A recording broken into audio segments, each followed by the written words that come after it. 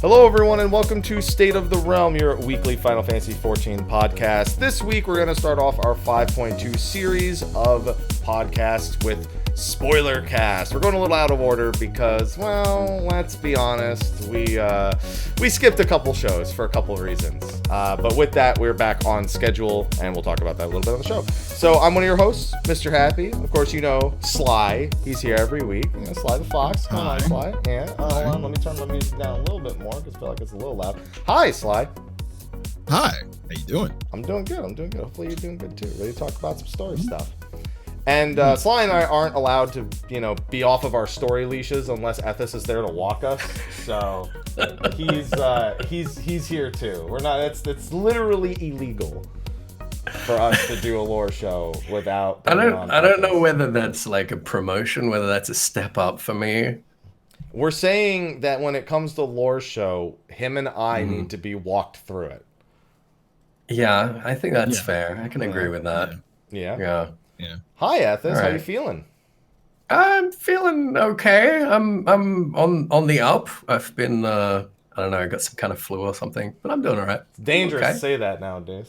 It's dangerous to say flu. There was a hot minute there where I was kind of worried because we have had like a confirmed case pretty close to here, and Tal came home like coughing and sneezing, and I was like, you stay the fuck away from me. That didn't work. It did not. It never does. But I'm doing all right. Yeah, Hi, everyone. We canceled last Friday's show because I had finished the raid that day, but I hadn't done anything else. So there was I couldn't do a first impressions or a lore show. And then Tuesday, Ethys was going to join us for Spoilercast. We were actually going to do two shows this week. We were going to do one Tuesday and Friday, but Ethys was sick Tuesday, and I didn't want to cancel one show. I didn't want to push his show back and then move the other show ahead. So sorry everyone. Hey, health is more important. That is the fact of the matter. So. Is health more important than content? It is. It is. Isn't that kind of antithetical to what we do every day? Shut up. Anyway. Oh, okay. All right. Okay. Okay. All right. So with that, this is going to be 5.2 Spoilercast. Before we get started, though, of course, we have our usual sponsor shout-outs at the start of the show. We, of course, have SteelSeries, who's been doing giveaways for State of the Realm for the last couple of years. And I have a new giveaway winner. Or I did, and then it looks like I may have closed Gleam, but I can open it again in like 2 seconds. We have a new giveaway winner for the month of January. I'm just going to name the next one March because it's like the 27th right now. Just skip February because they're like days behind because it breaks in the show. So the winner of the January SteelSeries giveaway for State of the Realm is going to be Supremo Pete on Twitch. Congratulations, Supremo Pete. Hey. I'll be shooting. Nice. Your free shit. Yeah, get your free shit. Well done. And if anyone else would like to enter for winning, go under a YouTube video and enter because it's free stuff from SteelSeries, our sponsor. Please do it. And then, of course, we have our patrons, which we'll do an extended shout-out for at the end of the show. We got a few new patrons to shout out as well for that. Thank you to them. We'll do your full shout-out at the end of the show. All right. Before we get into the nitty-gritty, we haven't had a show in, what? 2 weeks. 2 weeks, yeah. And we're going to have the show, probably next. But real quick, leave it as broad as you possibly can. Thoughts? Patch thoughts? Oof. Thumbs up. How about that? Thumbs up. Yeah, that works. Without getting into any specifics, thumbs up. That's about as broad as you can get. Yeah. It's no thumbs down. It's certainly a thumbs up. Mm-hmm. And I've done everything, I think, so far that the patch has had. But has to offer. Yeah. What about you, Ethys? I'll say broad thoughts. The MSQ was the weakest part of it for me. Not necessarily because it was bad, but just because every other bit of content has just been so tasty. Okay. Fair. I think that's fair. Yeah, and you know what? There's I do have an emotion that kind of makes me echo that sentiment in regards to at least the story bits of each part of the patch. And we'll get to that smiling motherfucker when the time comes. Hell yeah. Oh. Yeah, you know exactly where I'm going with that. All right. Okay, all right. Okay. So with that, I guess then we should technically go for the worst first and just go right into the main scenario before diving into Eden, the Ruby Weapon, I guess Sorrow of Warlit, and Yorha. Mm-hmm. Do we have to talk about Yorha? Wait. Was that there? Do we have, yes, there were 2 quests. I mean, yeah. I kind of missed it. Was it like... Trust me, I did it, and I No. think I missed it. Yeah, pretty much. Yeah. So we'll maybe start on that, because I don't think it'll take very long. So there were 2 Yorha quests in this patch. Remember when I said I really am glad that they want to expand raid stories between the patches where we get the raids, and I support that. Yeah, they fully. super didn't though. They super didn't do that at all. No. It was like, hey, these two troublemakers are still troublemakers, and there's a carnival coming up, which seems like a bit of a near related drop, but all the same, I didn't need 2 quests for that. That was it. That was it. Yeah. That was it. Is it just because we're getting the opera boss next? It Like must they just be. had to set it up, I guess. They felt the need to throw 2 quests in there. I'm still so mad with man. They better I better feel content about Yorha on point 3, because this did not help how I was already not thrilled about it in point 1. I better feel something about it in point 3, because it just feels so disconnected right now. It really does. Anyway, we'll get to that in the 5.3 spoiler cast. Where hopefully we're less disappointed. Pretty much. Fortunately, every other bit of story was incredibly juicy and thorough when it comes to everything else. Left us with a lot of questions, though, with the main scenario. So 5.2 main scenario kicks us off right where we left off in 5.1, trying to figure out how to send the Scions back to the source, because they just can't do it on their own. We've got Beklug still helping out. Mm-hmm. We got the Exarch, who refuses to sleep and steal salmon fillets, apparently now. He's a thief. And that's where we kick off. So, Ethys, do you want to take us through kind of the chronological events, since you're our lore master here? Yeah, sure. I mean, they're getting close. They've developed some kind of spirit vessel prototype, which is kind of like White Orosite, but it will contain the mind and the soul, and won't leak it out all over the inside of your pockets when you're traveling through the interdimensional rift. But we've got a point here about the Allagan royal blood. So just to fill people in, Grahatia, his ancestor was mates with Princess Selena, who was the last of the Allagan royal line, who basically injected her friend with some of her blood so that they could carry the Allagan royal bloodline sort of throughout history until they need to use the Crystal Tower again. Because at some point, this royal blood had been affected so that they could control the Crystal Tower, with their thoughts, effectively. And we thought that was something specific to the Crystal Tower, but what Beklug and Grahar have figured out is that it's not just about the Crystal Tower, it's about crystal per se. There's something about his blood that can provide a conduit for the mind and the soul to interact with crystal. So I think they need to find some way to use his blood to sort of complete this this sort of transference vessel for the Scions. And that's the last hurdle they're at the moment. They're sort of testing stuff and trying to work that out. So we leave them to it because we hear that there's someone wandering around Lakeland claiming to be the Warrior of Light, killing big old sin eaters. And, Man, I got some 3.1 flashbacks immediately on that. Yeah. But this was weird because we hear about this news. We hear about someone out there claiming to be the Warrior of Light. And we're like, there's a thought. We should tell everyone the truth about the Warrior of Light right now. Let's not investigate this first. Let's not figure out what's going on. There's nothing that could possibly go wrong here. People want to know about the Warrior of Light. People are asking about pre-flood history. They're going down to the Cabinet of Curiosity trying to find books. They can't really find any. So let's call them together and tell them the truth before we do anything whatsoever to investigate what is absolutely going to be someone walking around in Arbert's corpse. Seems like a really, really good idea. So we do that. And then well, then we know what happens. Arbit appears, and he sort of comments on the serendipitous timing and tells everyone that they need to become warriors of light as well, because we're going to go back to where we came from. Yeah, I'd say one of my biggest things with this patch, I've never seen the Scions be just smart enough but dumb enough to infuriate me in a patch in a long time. Because throughout it was Alphino's idea, to be fair. Yeah. And Alphino's come up with a lot of dumb ideas. But like everyone else was there and no one caught it. Ranger was just like, all right.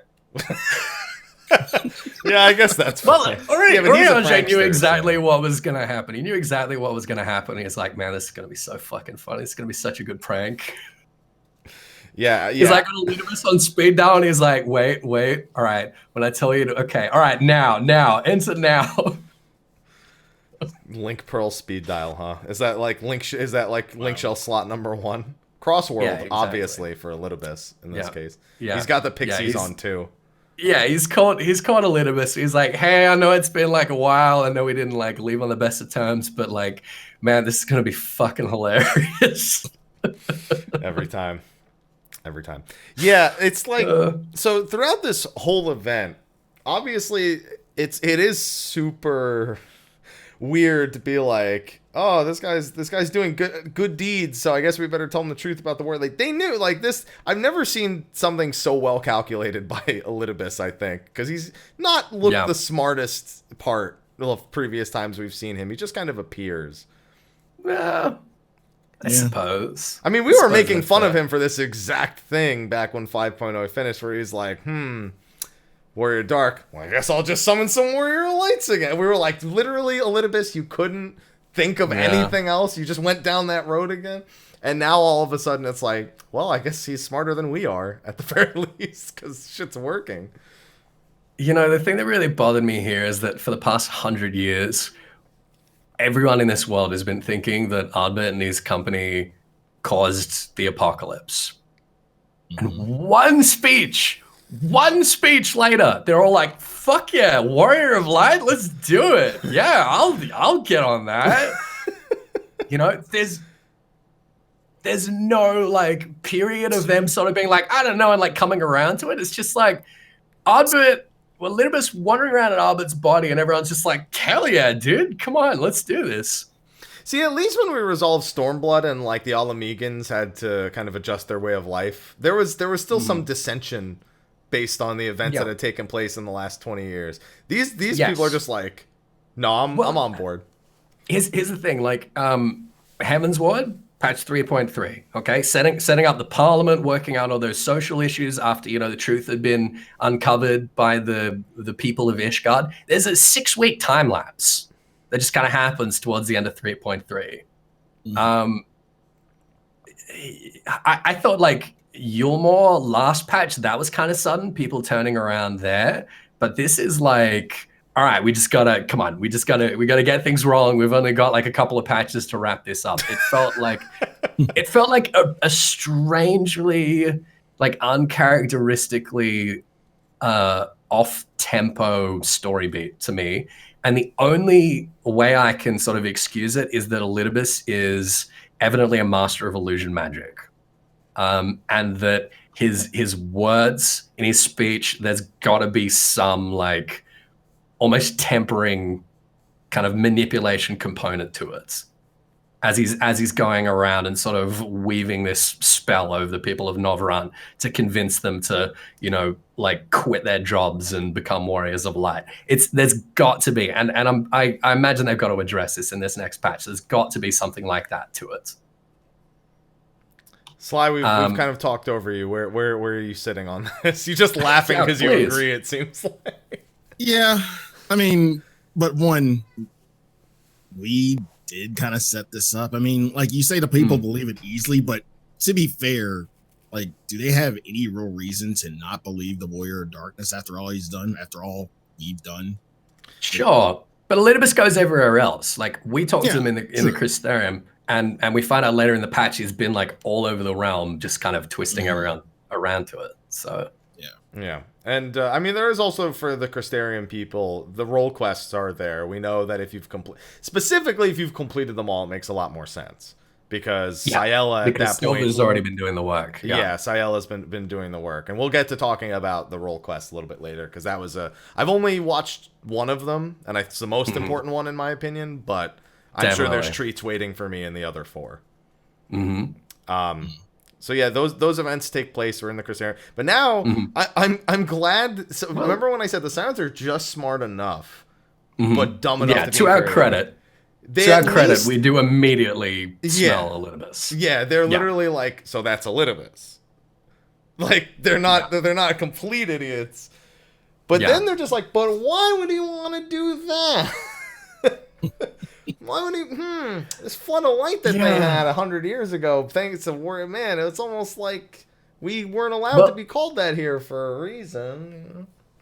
Yeah, I mean, it kind of makes sense, their reaction, like, from this. It's like, we barely managed to beat Emet-Selch, and we had a lot of, like, Deus Ex Machina on our side for that. Let's not rush into this. Let's see if we can find out as much as we can. Like, we're in this world now where there's a lot more, like, Amratine stuff around than there is on the source. We can use some of that. We can try and find out what we can, see if we can work out what he's about. So there's some fortunate timing here where basically we've heard from the Vis at Fanol that they've discovered some new ruins, some new Ronkan ruins in the Katana Ravel that they suspect might contain relics from Amarot. Y'shtola's like, well, let's go check that out first, see where that leads us. And it leads us to a Sphinx riddle. What do you guys think of this little instance? I don't like Luxord in Kingdom Hearts. Don't make me play card games. Stop it. Do you know the rules? Yes, it was also really easy. The only one I almost screwed up was the paw, because I saw Coerl and I was like, oh yeah, cat paw. And then I did that too. And then I saw the monkey and I was like, wait, a monkey's paw. That makes way more sense in this case. I didn't figure that. I got like deft of paw, and I was like, oh, that's like quick on their feet. Yeah, and it's like a pack animal. Same thing. Yeah, so I got that one wrong, and I was like, monkeys don't have paws; they got hands. And everyone's like, it's called a monkey paw. I'm like, it's not a paw. They call it a monkey's paw. It's not a paw. It's a hand. It's got opposable thumbs. This isn't a paw. This is a fucking hand. You know what? A cat might think that's a paw. You know, cats are dumb. That's cat, and you know why a cat would think it's a paw? Because cats have fucking paws, like Coel's. It's a bad riddle. Yeah, I figured out only because monkey's paw and deft made sense to me, because I was like, the deftest creature here would probably be the one with opposable thumbs. You know what? When you put it that way, that's fair. Yeah, that's fair. That's fair. But nah. No, I'm not dumb. It was just a bad riddle.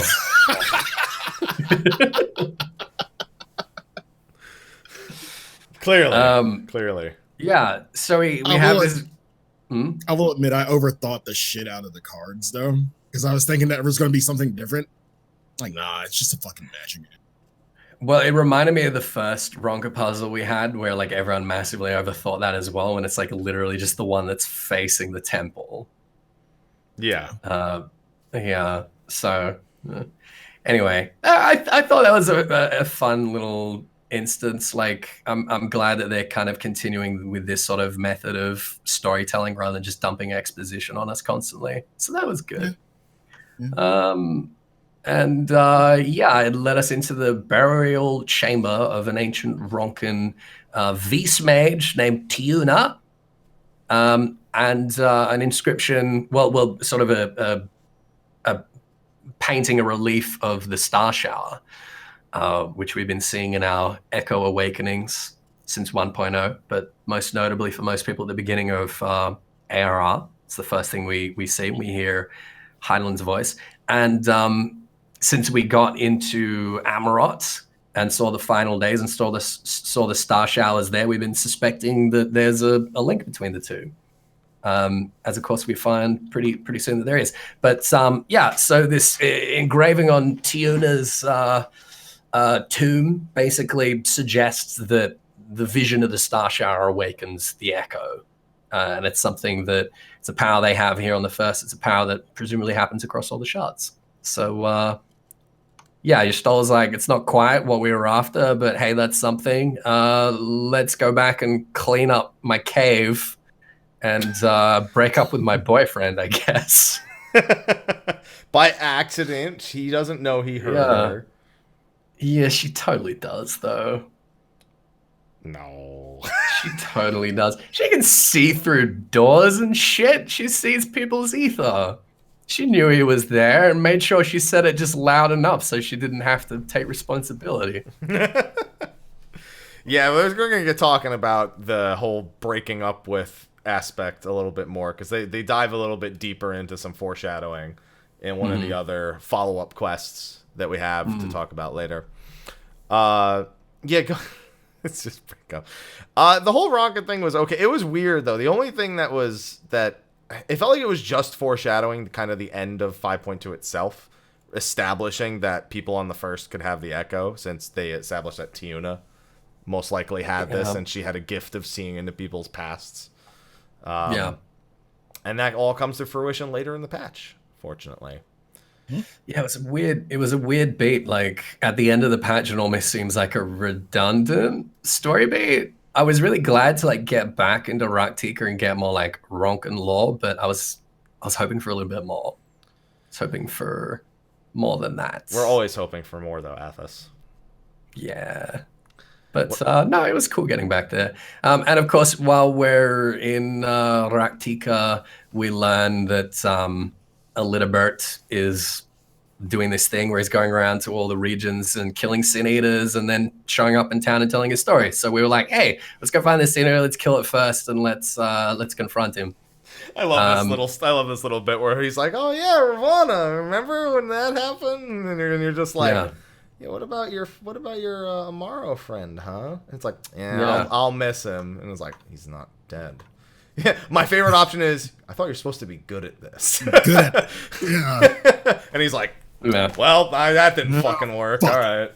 Yeah. I really loved the juxtaposition between Elidibus and Emet-Selch's characters here, though, because like Emet-Selch is like, well, if you ask me, yeah, all right, I might as well like tell you, like, I don't really care. Whereas Elidibus is like, I'm not fucking telling you anything. Like, who do you think I am? I don't care. Like, I don't care what you think. I don't have anything to prove. Like, you work it out. I thought that was really, really interesting and really sort of compelling. The fact that he's like, no, I'm not telling you shit. Fuck you. I like how dead inside he looks with Ardbert's face when he drops the act. He goes from to he's scary. Yeah, it's like you can tell he has no emotion left in his body at this point. He's like driven by just a need. He's been doing this shit for too long. Yeah, 12,000 years is a long time. Yeah, but it's interesting. Is like they've both been doing this shit for too long, and you see like the difference in their attitudes is that Emet-Selch has been kind of holding in this story and not being able to tell it to anyone, and just like wanting to be like known, wanting to be remembered, and wanting to like have some sort of I guess like justification for his actions, and like being so happy to sort of let that out. Whereas, like you say, Elidibus is just like dead. He's just going through the motions. Elidibus is like, remember these, like fuck. Yeah, remember these nuts. Oh my god.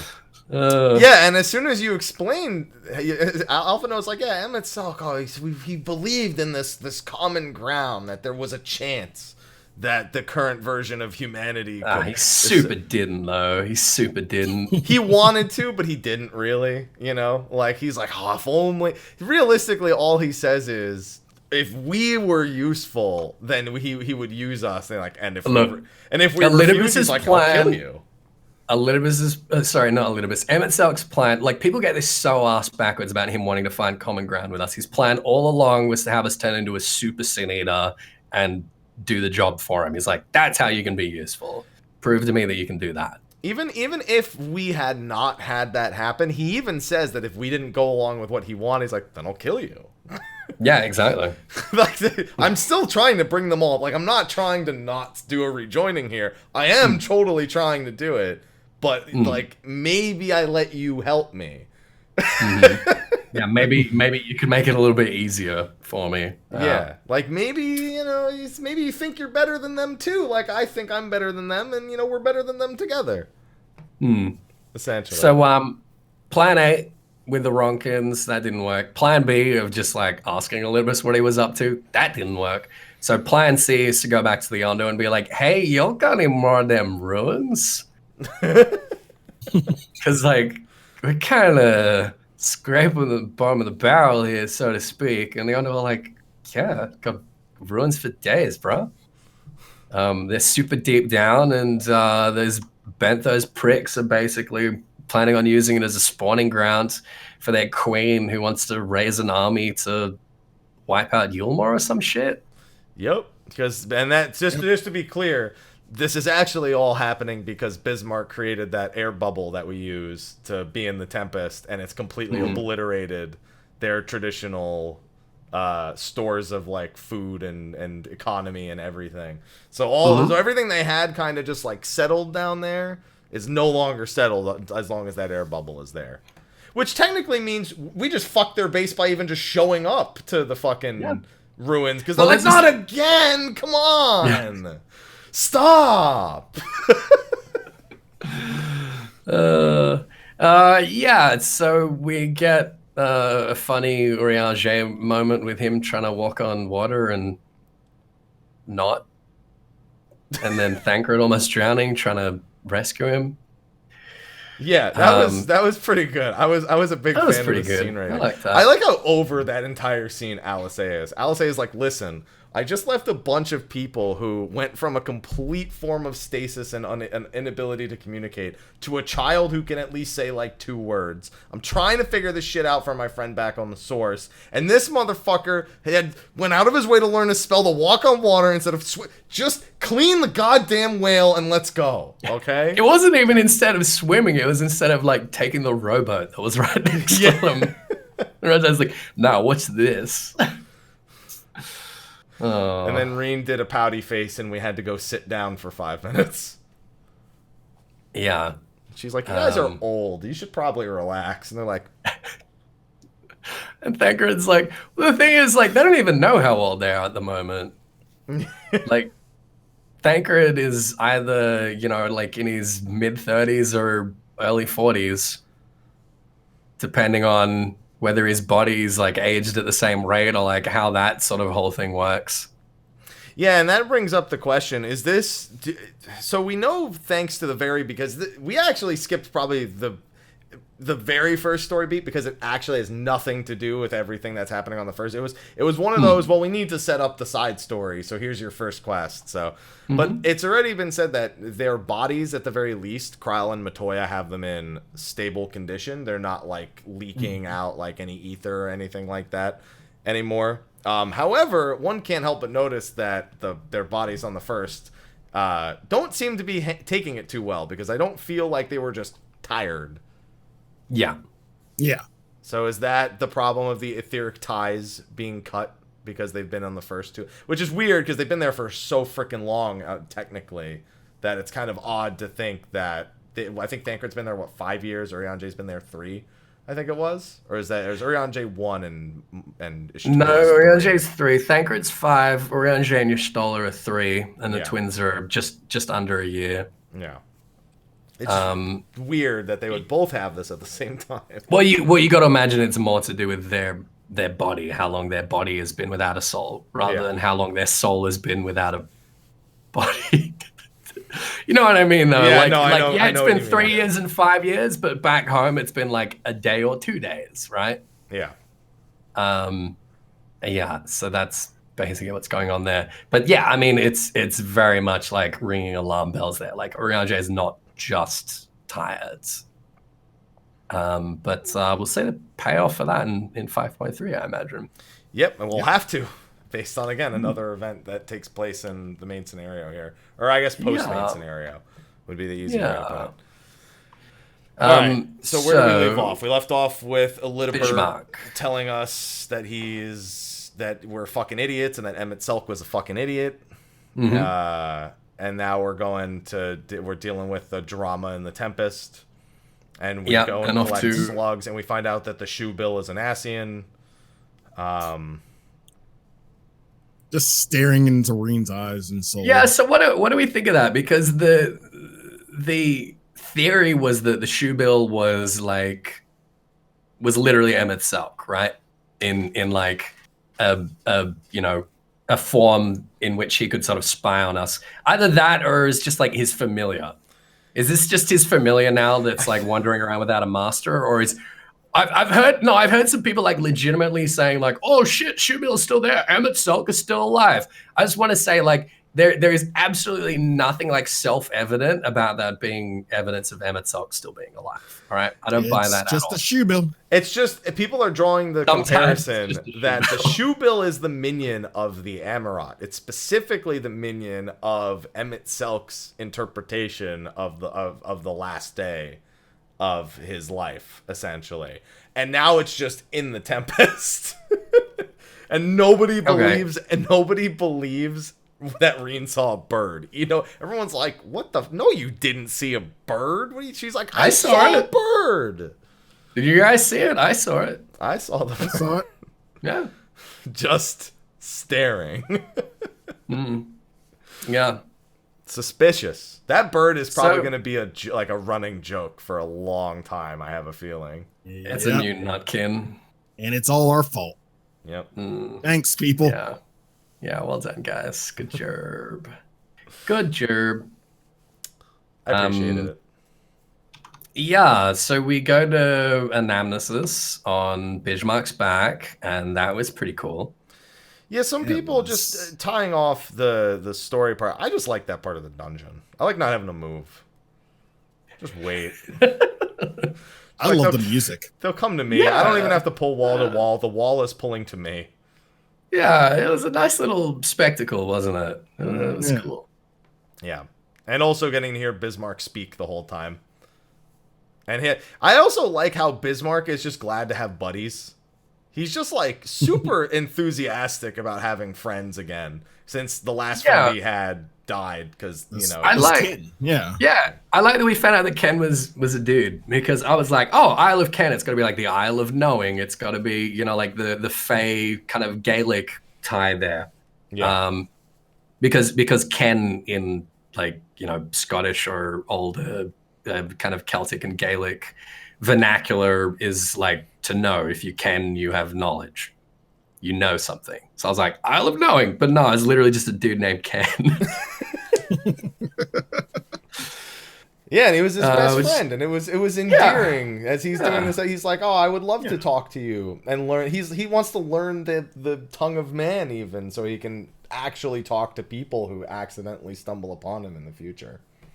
Yeah, I thought that was nice. Yeah, it was, and even then, he's still yelling things at us we don't technically understand the whole start of the dungeon, except for Urian J, who does get it. Well, we get it. Well, I think the Echo lets us understand other languages. We've established that before. But if I didn't have subtitles, I wouldn't know what the fuck he's saying. That's the truth. And then we destroy another ecosystem that belonged to... Again, with their... called Benthos. Realistically, the Benthos like, perfect. And then... We murder their queen. They're never gonna recover. They have no more females. We wiped out the Benthos. Good job. Well done, everyone. Yeah. Too bad it can't be that easy in next to Limsa Lominsa. We just wipe out that's the bad ones. They were using the creation matrices. Yes. Who taught them how to do that? How do they know how to do that? That is a great question. Did they see anything in Anamnesis? I mean, they must have. They must have. How do they even know about Anamnesis? Like, how did they know that was down there? Oh, they swim. Oh, yeah? I mean, okay, that's fair. They swim. I mean, what else do you want me to say? They swim. No, that's fair. All right, okay. All right, I'll give you that. Yeah, you fucking better. Oh. And so... Yeah, I still don't, even if they saw the things and like hurt, like how do they, I think I'm thinking of them too much like the sources Sahagins in regards to their like general intelligence of how they perceive like man-made creations and shit. Even the way, like, if you pay attention to the way that the beast tribes on the first speak, they speak a lot more like the enlightened. They don't all have the same tics, and even the Sahagins where they go, they don't do it very often. It's like they're all way smarter on the because they've only been oppressed by the flood of light, not by the races of the first. And they worship the ancients. They've lived well only for the last 100 years because they've been living in their ruins only since the flood of light. They discovered these ruins. You got to imagine that like in that time they've sort of been studying them and finding things to read and you know.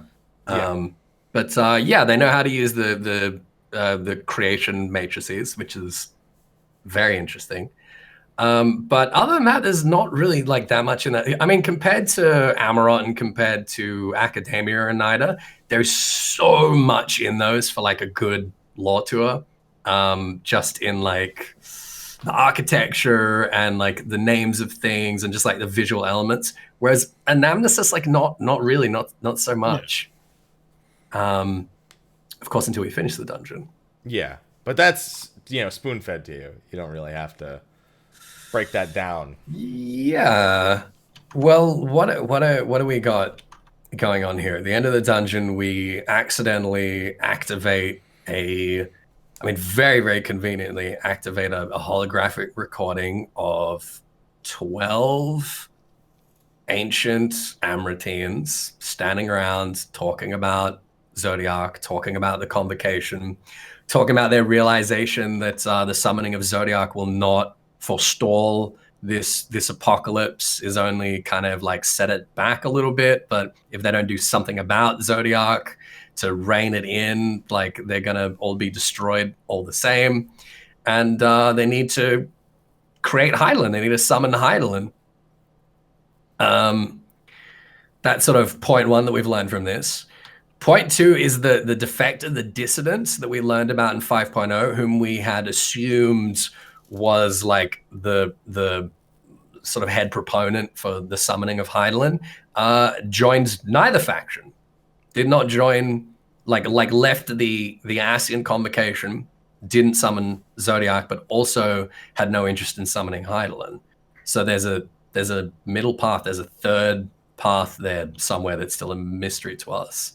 And Venar is the leader of the Hydaelyn faction, which is of course a reference to the Akuria Venar, who's basically the one of the main antagonists of Final Fantasy XII. And this kind of speaks to like the sort of inversion of protagonism and antagonism between 12 and 14, which is kind of interesting, where like all the names of the Ascians were like, you know, Venar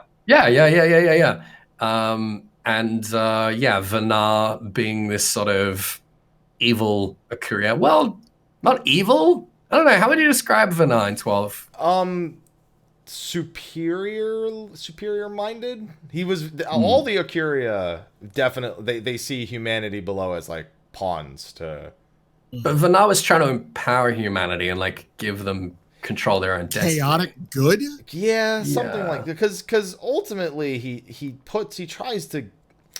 It's so weird because you can't even just look at Venar. You have to remember that the other Akuria specifically wanted Ash to chip off the whatever it's called and create a new stone to use. The Nethicite. She wanted to chip off the Nethicite and become the new the new king like her ancestor before her. Whereas Venar specifically tries to have one nation rule over. He wants Vayne to rule over everything. But we don't. I feel like there's still interpretation left up there because what Vayne wants and what Venar wants kind of lines up in the end. But it's never really 100% clear if Venar wanted that as the outcome in particular. I think like in the broadest strokes, the intentions of Venar between 12 and 14 are quite similar in the idea that like Zodiac was created to kind of like control mortals and humanity and like bring order and control to the world, whereas Hydaelyn was about like, hey, let's not like sacrifice mortals to feed Zodiac. Let's actually let mortals like have control of their own lives and do their own thing. That was, I mean, as far as we know so far, that's what it was all about. But Vana was to be sacrificed to become the heart of Hydaelyn. Yeah. Now, this is really curious, and this kind of this leads back to like the genesis of creation magic and how like they couldn't create souls. Everything that they created, everything like most of the monsters and stuff in 14 that are kind of descended from the Amritine creations, they do not have souls because they couldn't create souls. And then they accidentally caught like a wayward deceased soul in Phoenix in Tales from the Shadows, and Emet-Selch had to be brought in to sort of, deal with that violently. And that seemed to be like the genesis for this idea of like, okay, we can't create souls, but we can use other people's souls in these creations. So in giving will to the star and creating a primal form of Zodiac, they sacrificed Elidibus to become its heart. And Vana was going to have to do the same with Hydaelyn. So we're left with two conclusions there. Okay, Vana was sacrificed to become Hydaelyn, but Elidibus, whom we're trying to deal with right now, was apparently sacrificed to create Zodiac. And we're like, well, what's up with that? This is where, again, the Scions kick in and they get smart, because they remember Emet-Selch was not Emet-Selch's name, and that it was just a title. So they make the assumption that OG Elidibus... Yeah. So they don't know who they're actually dealing with. All they know is the guy that is currently called Elidibus is who they're fighting. So somebody superseded the one that sacrificed himself and took up that spot in the convocation. That's the running, idea, but that doesn't really help you determine anything. Yeah, and there's like a but there. It's like, but that kind of seems too simple. Yeah, like I think clearly Elidibus is different from the rat. Even his cloak is different. I mean, everything's different about him compared to everything else. And so it is again worth remembering that Elidibus and Zodiac in the original Tactics, their relationship is not like most other Lucavi. So yeah, that's fair. Emet-Selch's name was, of course, Hades. That was his true name. Emet-Selch was the name of his title. So this Elidibus we're fighting now is either the Elidibus that was promoted after Zodiac was created, but before the Sundering, or else it's perhaps the Dissident. And we thought that we were the Dissident. We know that like the gender to which the Dissident is referred to changes depending on your character's gender. But I know there's some people floating around saying like, oh, well, maybe Elidibus is the Dissident. Maybe the reason why he acts as this kind of arbiter of balance, particularly after the Ascians fucked up with the 13th shards, is because he wants to bring about the rejoining, but he's not, like, for different reasons. And he's not necessarily like tempered by Zodiac. He's not necessarily one of Zodiac's puppets. So that's a possibility as well. But if he is dissident, what would bringing about the rejoining do for him? Like, I could see if this was, Elidibus on the side of Zodiac trying to bring about. Oh, go ahead. Oh, I was waiting for you to finish, and then you could call on me. No, go ahead. Okay. He wants. I mean, right now, Hydaelyn. I mean, even with Hydaelyn in her weakened state, there's not a balance between light and dark. If he really wants balance in light and dark, he wants full form Zodiac, full form Hydaelyn. He wants perfect equilibrium, and he might be doing that to a bloody end. Yeah, I mean, there's not necessarily reason to believe that. The Dissident didn't choose Hydaelyn's side. Hydaelyn doesn't want the rejoining to take place. Zodiac does. Someone that's standing in the middle could go either way, right? Yeah. Like could still want the rejoining, could still want to like restore the ancient peoples, but not necessarily want to do so in order to empower Zodiac and destroy Hydaelyn. Like could want to try and keep them both in check and sort of maintain that status quo of a rejoined world. But again, we don't know. So after this long exploration of, Elidibus and his origins and his motivations, we're left with knowing less than where we began, which kind of sucks. Yup. Considering we're supposed to fucking figure it all out next patch. Yeah. Mm-hmm. But Y'shtola decides to remain behind in Anamnesis all by herself where nothing could possibly go wrong, where Elidibus definitely doesn't know where she is and definitely couldn't just appear and murder her at any point. It's perfectly safe to be there by herself. She decides to remain behind to see if she can get more information, try and get more of these recordings to trigger. When we return to the Crystarium to find that everyone there has basically quit their jobs and wants to become warriors of light and peace out and travel the realm. Yeah, we haven't really mention to Thaler and Venard much either in all of this, who have suddenly been named and thus I suspect will die. Yeah. Yep. Yeah, I mean, either that or become antagonistic despite themselves. Yeah. Be used in some way. Yeah. Then we kill them. Yeah, I don't know what to make of them other than fun head canon that Thaler is maybe like, well, I called him Budget Arenvold and I called Vernar Budget Hori Boulder, and then someone in chat was like, oh shit, they're gonna be Arenvold and Hori Boulder's shards, and I was like, yeah, sure, why not? Wouldn't that be some shit if all of a sudden their souls rejoined with the OGs on Hell the yeah. source? Hell yeah. But I want Arenvold to matter more again. He showed up one time to be like, yeah, I want to go find this treasure. See ya. Yeah, I mean, they gave him a voice actor and everything. We still got fucking what's her name out there slaying primals with him. Fordola, who just got left in the just got left in the fucking dust. One day she'll be back. One day she'll be back. I promise. Speaking of names that get brought up in this patch, when they start trying to figure out the soul and everything, if one of the dialogues with earlier on Jay says, if only Moonbrita could be here. If only Moonbrita had known. Sad. Yeah, we hear Moonbrita's name like every patch. Yeah, from him, because he literally never stops blaming himself for that. Yeah. I mean, Oreo blames himself for everything. He thinks he's responsible for the flood, for like everything. He's got the weight of the world on his shoulders. Like, yeah. And you know what? His response is just to get swole enough to carry it. So there you go. Yeah. That's all it works. Good boy. Yep. So they all want to quit their jobs. Mm-hmm. Inspired by Ardbert. And, well, convenient. He shows up again, summoning a Star Shower illusion. And we finally get the hard confirmation, what we've been suspecting since the beginning of 5.0, what ties in 1.0, the beginning of ARR to Amarot, to the Ascians, to the Echoes, everything, that what we see is a memory of the final days of Amarot.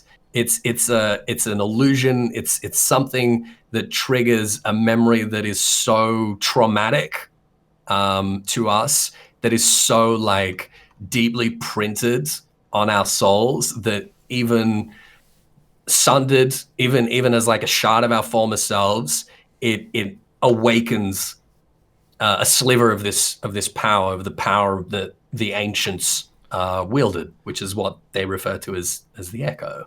So you know what's very interesting about that? Cast your mind back to the Echo and the Echo enhanced Sahagin of 2.3.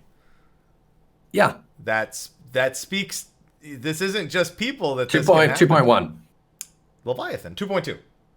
2.2. Yes, 2.2. Yes, yeah, you're right. 2.3. Split the difference. Yeah, split the difference.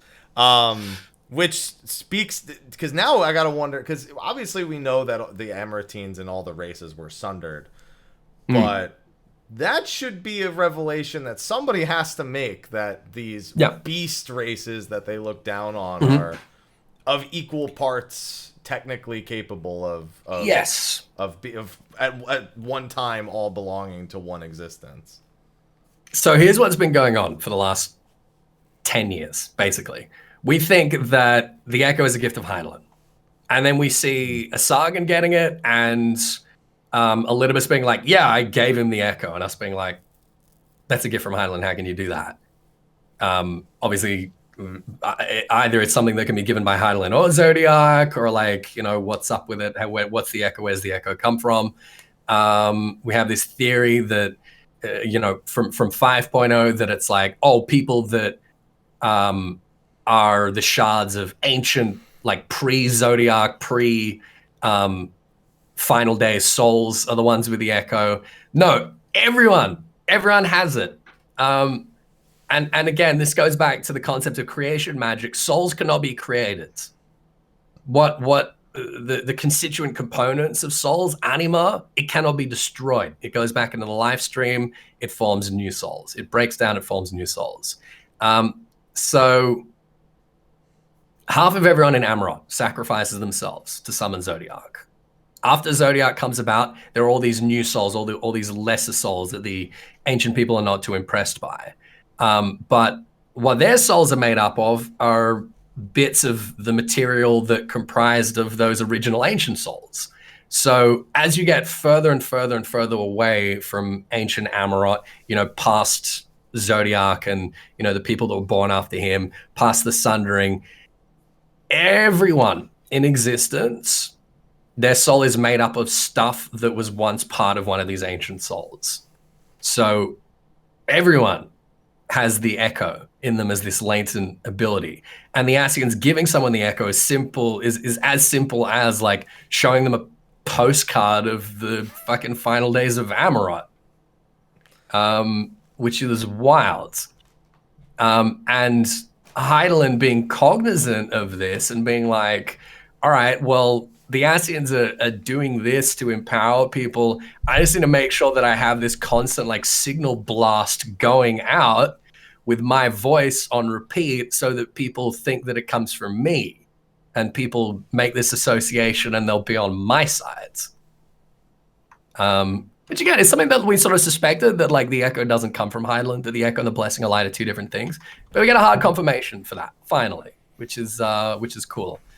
But the problem here, of course, is that Elidibus does this to everyone in the Crystarium and is like, hey, you're all warriors of light now. Yeah, that can't be good. Considering we just had to fight back a flood of light, and in fact 2 more times in the very same patch. Probably not the best of things to have a bunch of people running around calling themselves warriors of light. Well, I have a couple of questions here. We know that the star shower is an illusion. Mm-hmm. How do we know that the voice of Hydaelyn isn't another illusion conjured by Elidibus? I would think that it was, because I don't think she's suddenly like, oh, you guys are awake now. Here, Phil, think. Right, yeah, that's right. That's what I'm supposed to say. Yeah, like Emmett Selt would tell us the truth and just like omit things to kind of manipulate people, whereas Elidibus just straight up lies, and he's been doing that. He's done that a lot. He lied to Silva to get her over onto the First. He lied to Arbit and crew to get them over onto the Source. He lied to Rinalger to try and get him on board. Like he has no problems with just like straight up deceiving people. And obviously that ties into his like, I guess, mastery of illusion magic. The fact that he's been able to convince all these people that the Warrior of Light is awesome, despite them thinking 5 minutes ago that it was like basically the devil. I'm not convinced that this is true, that this account we now have of everyone being capable of having the Echo awakened is self-evident. So that's question 1. Question 2 is, do the Scions now all have the Echo? No. At least I don't think so. We can't say. Like, from where I'm standing, like, we know someone has the Echo when we see them doing Echo stuff, right? When we see them like reading people's minds, being able to understand language, having Echo flashbacks or whatever. Until and like we won't give an opportunity for that to happen, because this happened like right at the end of this chapter. So we're left in this position now where we have no fucking idea whether or not the Scions have it until next patch. Yeah. And then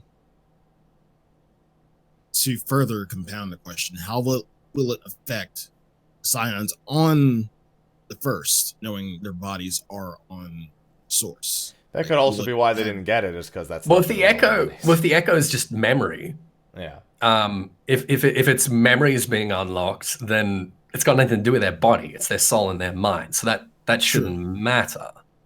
Yeah, because not everyone there got the echo. As chat's bring up, there are people who did. Not everyone there heard the voice. Yeah, not everyone, and we're under the impression the Scions never say they did or didn't hear anything, but they certainly don't mention that they did. So the absence of evidence. They didn't mention that they didn't. The absence of evidence is not the evidence of absence, but I'm sure as hell, not feeling like they heard anything. Yeah, so that's a tough one. That's the second question. The third question is why? Why did he do it?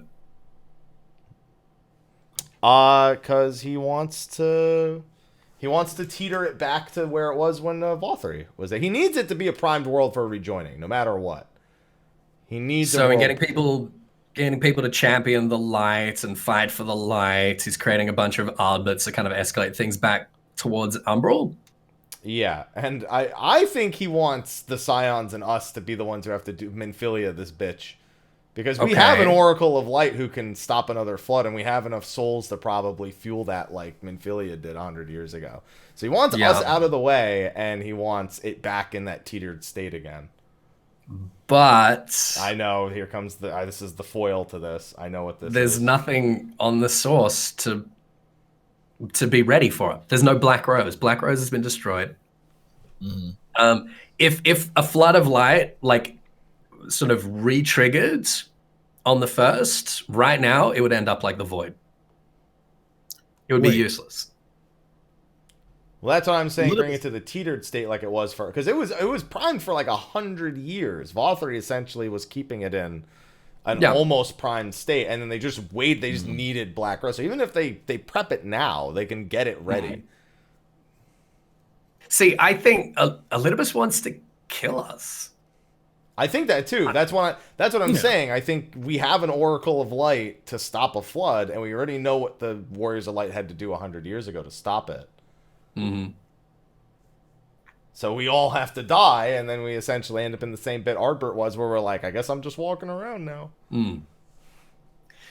Yeah, I mean, Elidibus wants to kill us, but I don't really see, like, it's hard to imagine like what his plan is exactly right now. It's a tough one. He's an asshole.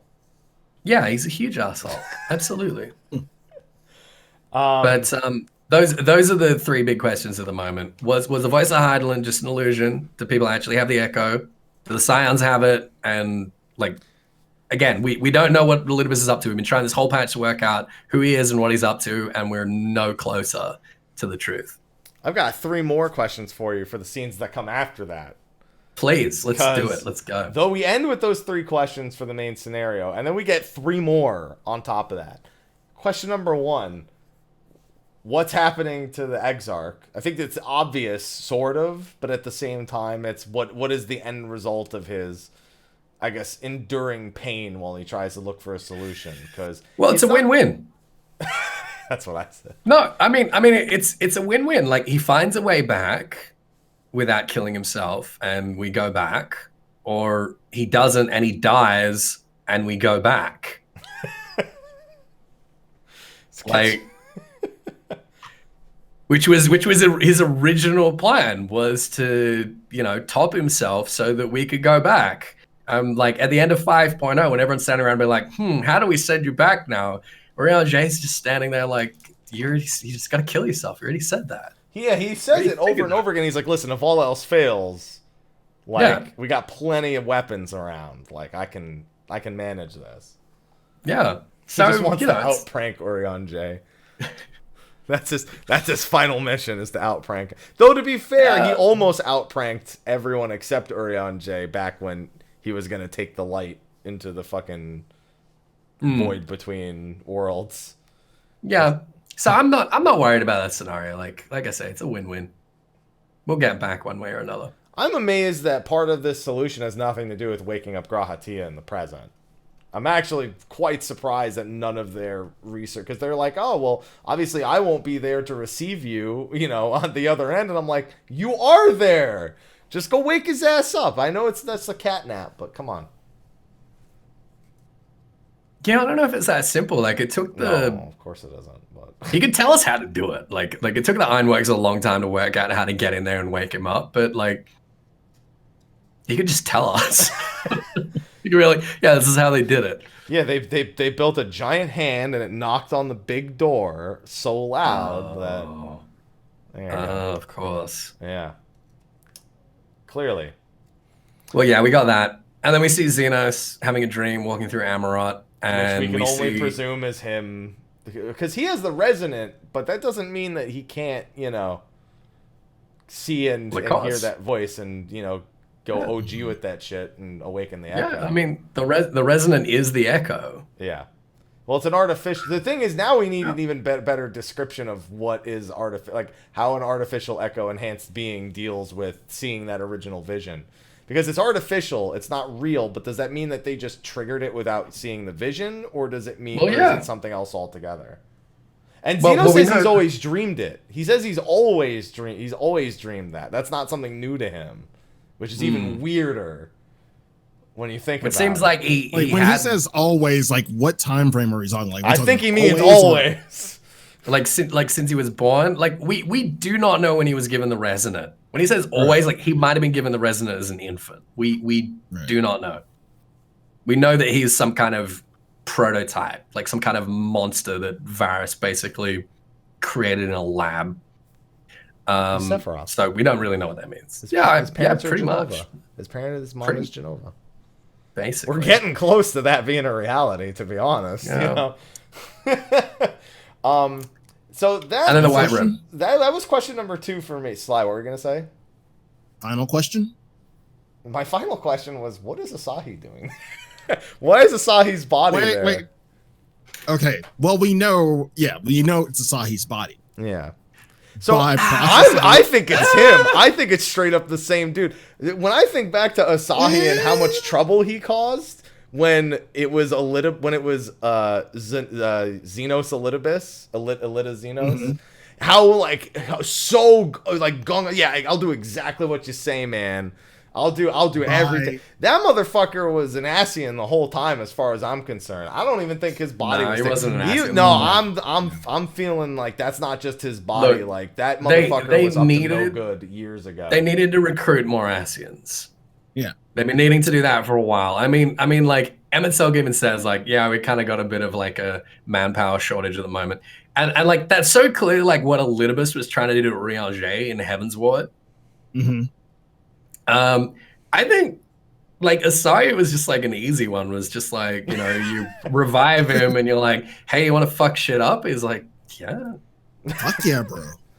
He was already so here's the thing, if that is the case, he literally couldn't have been a better candidate. He was literally doing what Ascians do, just as a person. Yeah. So I don't want it to be him though. I hate him so much. Dude, if he comes back, don't tell Big Boss, because Big Boss is trying to live a peaceful life post Suyu. So yeah, right. Oh man. If we're leaning towards Ascian by process of elimination, we do have names. Asahian. Possible. It's Asahian. No. I'm supposed to be the one to do that. I was just gonna make a beer comparison. Oh no, you go. I'll let you done. play in I don't space. even want to do it anymore. Oh no, come on. You got something there. You're brewing something there for me. There you go. See, now you took the follow up. See, I knew I'd bring it around at some point. Man, what I meant to say is that in terms of the Ascian, who it could possibly be, we have 4 possible names based on process of elimination. Yeah, I mean we got way more than 4. It could be Nabriales again. It could be a Mariloth again. Like, we know that they've got shards that can just be like... We also have to remember, every name we've ever heard for them is not their real name. They're all titles. It's not their real name. Well, actually, we don't know that with the minor Ascians. Do we know if the minor Ascians were their... No, the minor Ascians are still the Convocation. Okay, all right. Yeah. I just wanted to make sure that I didn't remember. Okay. Okay. Yeah. But we know that if one of them is killed, then they're just like, oh, we'll just go get another one of their shards. Like, yeah, it's fine. As soon as that motherfucker, I see. The thing is, I didn't realize it until he smiled. Like, I hadn't put the pieces together of who I was like, who the fuck is this guy? Then he smiled, and I went, I know that smile. I know that fucking smug. He knelt down for that smile for you. Yeah. Really don't want it to be him. God, I hate that prick. I'm just saying, don't let Big Boss find out. Even if it's not the original Asahi, if it's like a completely different soul using his body, and not just his soul reincarnated as a fucking Ascian to do their bidding, don't let Big Boss find out, all right? Because he is not gonna live a peaceful life knowing that motherfucker's still around. No, I can't imagine. Well, I mean that's the MSQ. I guess. It just ends. That's it. It's just like seeing 5.3, bitch. This is a part 1. I was expecting so much more. Like the stuff we saw in the trailer that was all like right at the end, I was like, oh, this is going to be the lead-in. Like, this is what it's going to be about, you know? It was all the one. Well, here's the thing. There are still some things from the trailer we won't see for another several weeks. In 11 days is Ishgard. I don't expect much there, in regards to lore. Well, I would say don't expect much in regards to lore, but not from the trailer. Not stuff from the trailer itself.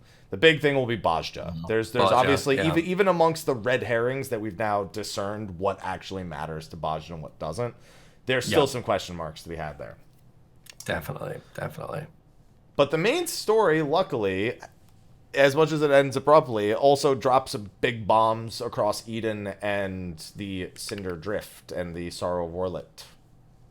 Yeah. So which do we want to do first? I think because the main story starts with the Sorrow of Warlit, we should go there. It's hard to tell because this main story starts tying into Sorrow of Warlit and ends tying into Eden. Yeah. It literally has hands in everything.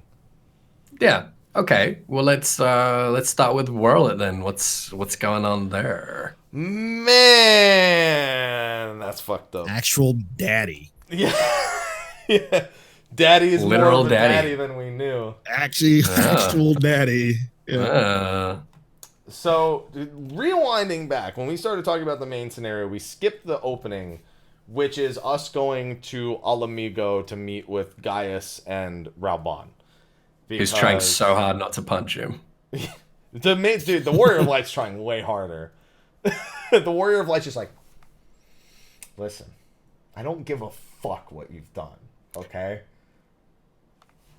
I really don't. When I saw my Warrior of Light making that face, I was like, "Shut the fuck up, Ethys. You're not like." I really couldn't see the face. This doesn't represent me. I didn't have my No, Toad mask on, so I got to see my face. Because otherwise, it would look like that in the chat. It would... I normally feel like pretty much on board with my character and attached to my character, and I was like, "This is breaking my immersion. That is not my face that I'm pulling right now."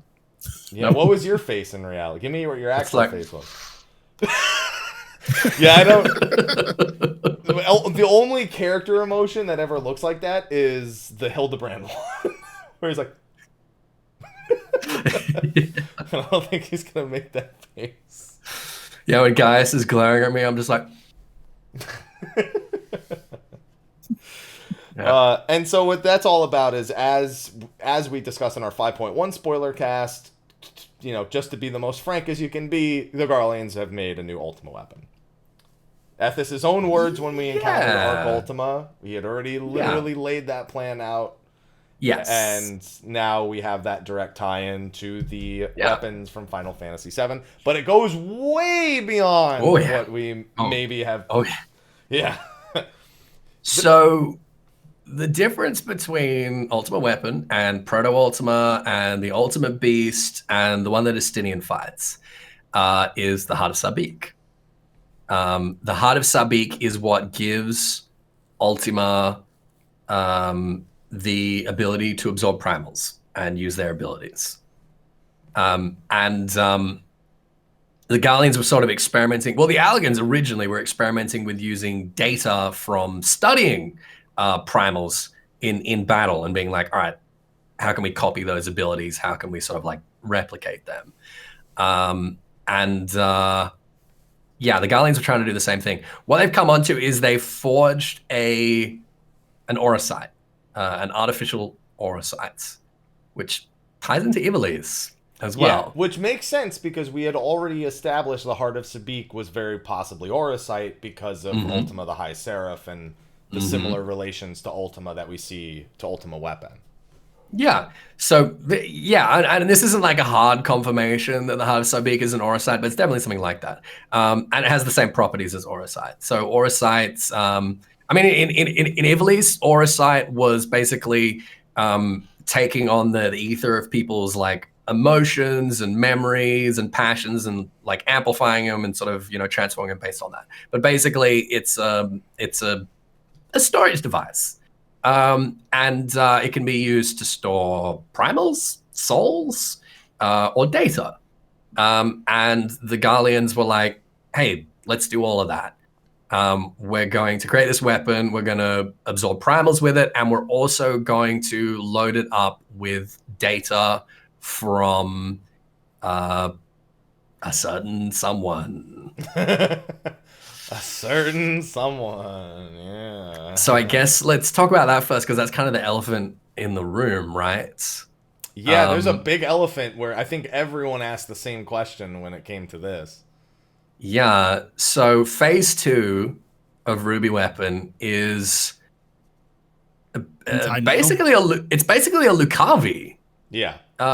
It's the Orosite corrupting the pilot and transforming them into like an artificial Lucavi of what they think is Nail Vandanis, what we have encountered before as Nail Deostanis, and who is actually in fact Eula Danis. Yeah, no Van. Yeah. So, and we don't know, well, Sid doesn't know where they got it from, but we have a pretty good idea where they got that data from. So, all right, let's take a step back in. Nail Vandanis, for those who haven't done Coil or who weren't invested in 1.0 or whatever, Nail Vandanis was the legatus of the 7th Imperial Legion, spearheaded Meteor Project, convinced Solus to let him go ahead with it, pulled Dalamud out of the sky and dropped it on Eorzea, was tempered by Bahamut, but didn't know, and was worshipping Dalamud, not knowing what they were tempered by. And as we found out much, much later on, it was never Nail Vandanis at all. Nail Vandanis had died years and years ago on this ill-conceived mission that he was sent on by his father, returned home mortally wounded, and died. Immediately after which his fiancée, Bradamante, killed herself by impaling herself on his spear. Eula Danis, his little sister, assassinated their father,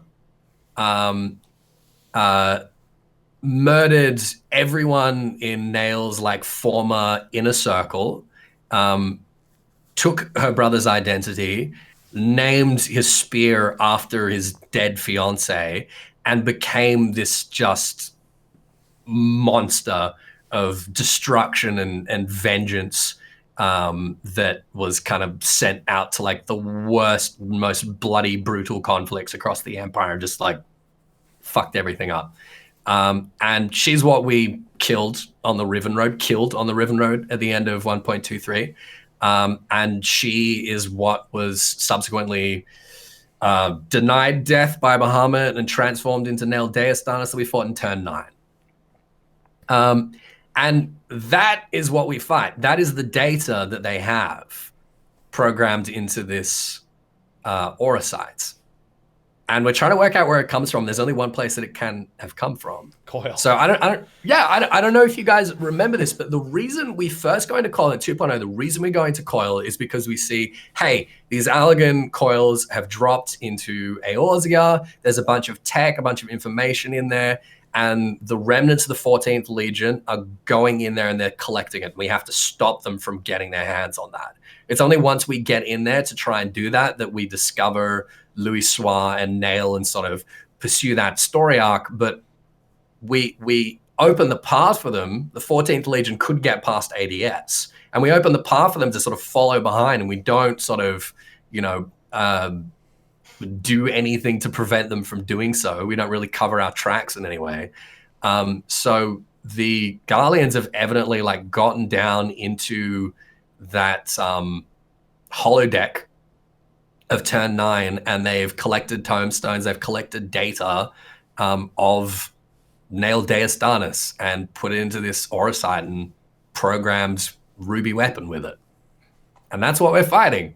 And it's fucking wild. Again, with our tie-ins from 1.0 and ARR, as we've been kind of like wrapping everything up in Shadowbringers, this is like another sort of nail in the coffin, if you'll pardon the pun. Unintended. Why does everyone get on me for this? I don't understand. Because yours suck. Yours are terrible. That's literally what I've used. No, that was completely organic, all right? Is that another pun because of... No. Okay. You see, that's, again, this is what I'm talking about. I'm just double checking because you've been throwing a lot of double entendres in there. So. All right, so what did I miss there? Yes. Like, going forward with the other weapons, like Sapphire next, I guess, what source material do they have left? They got Xenos, they got Gaius, they have Regula, they have every general who's ever fought in their army, and probably more. Yeah. They have our data, technically, if we're thinking about it. So, the 7th Imperial Legion, okay, we thought, like, they were basically vicariously tempered by Bahamut, and it's why they were so fanatically fighting on Cardano, even though they knew that they were all fucked. We know most of them died at Cardano. A couple of them joined Gaius's Legion, the survivors, and basically we thought that that was it. The 7th Legion is reformed, and the 7th Legion is what is spearheading this project for these weapons. So it's all going to come from there somehow. And stuff from, presumably from them, like cleaning up in Eorzea. And collecting data from either our previous fights or other things that have happened. I'm very afraid they have too much data on us. My word, this data. Yeah. Yeah. I mean, it could be stuff like that. It could be stuff from Alamigo. It could be stuff from Coil. It could be stuff from Azus Law. Like, definitely they've been collecting a shitload of stuff from Azus Law. Someone was suggesting that maybe, like, Livia could be programmed in there somewhere. Maybe Phoenix, you know, from Coil. They've been diving into there. Like, we can't say. I think the last one's gonna be Gaius. I think one of them's gonna be Gaius. I think it's gonna be the last one. Whatever the last fight is, I think it's gonna be Gaius's battle data. Diamond. Yeah. Super Saiyan Gaius that we fought. Yeah, I wonder what that would look like though. He's a Super Saiyan. It's fine. I still don't remember why he was able to go Super Saiyan. But it's his armor. It's just like Magitech stuff. Yeah, he literally becomes a Super Saiyan. So, yeah, that shit. By the way, we haven't even talked about Daddy Gaius at all because we're literally just breaking down the semantics of the weapon he's problem. Everybody's daddy. He's everybody's daddy. You know what? A big part of me was hoping that they'd go back to the threads that we know from Gaius rather than introducing new ones, because there's already dangling threads. Like, yes, it was brought in there a little bit, but like we haven't addressed Livia, we haven't addressed Nero. Again, like Gaius is taking responsibility for the Ultima Weapon project, and he thinks this is his mess to clean up. But like Nero is the one that reverse engineered the Ultima Weapon and restored it. All of this stuff is based on his data, his studies. I mean, he might be involved in it. For all we know, he might be working with the 7th Imperial Legion right now to create these weapons, because he's like basically chaotic fucking neutral. Like, he'll do whatever he wants in the pursuit of, you know, power and being, you know, better than Sid. Exactly, making new toys. For all we know, the next chapter we could run into Sid and be like, yeah, no, I helped make that. Isn't it cool? Like, did you have fun fighting it? It's pretty dope, right? But the pilots are Aura orphans from Worlets that were sort of taken on by Gaius. So this is the thing that Gaius did. Like, Gaius, unlike most Garleans, didn't believe in the whole like racial supremacy of Garleans. He was the only legatus that would basically promote non-Garleans to like high-ranking officers. Yeah, like Rattatan. And Fordola. These were just like more orphans that he'd sort of collected, basically.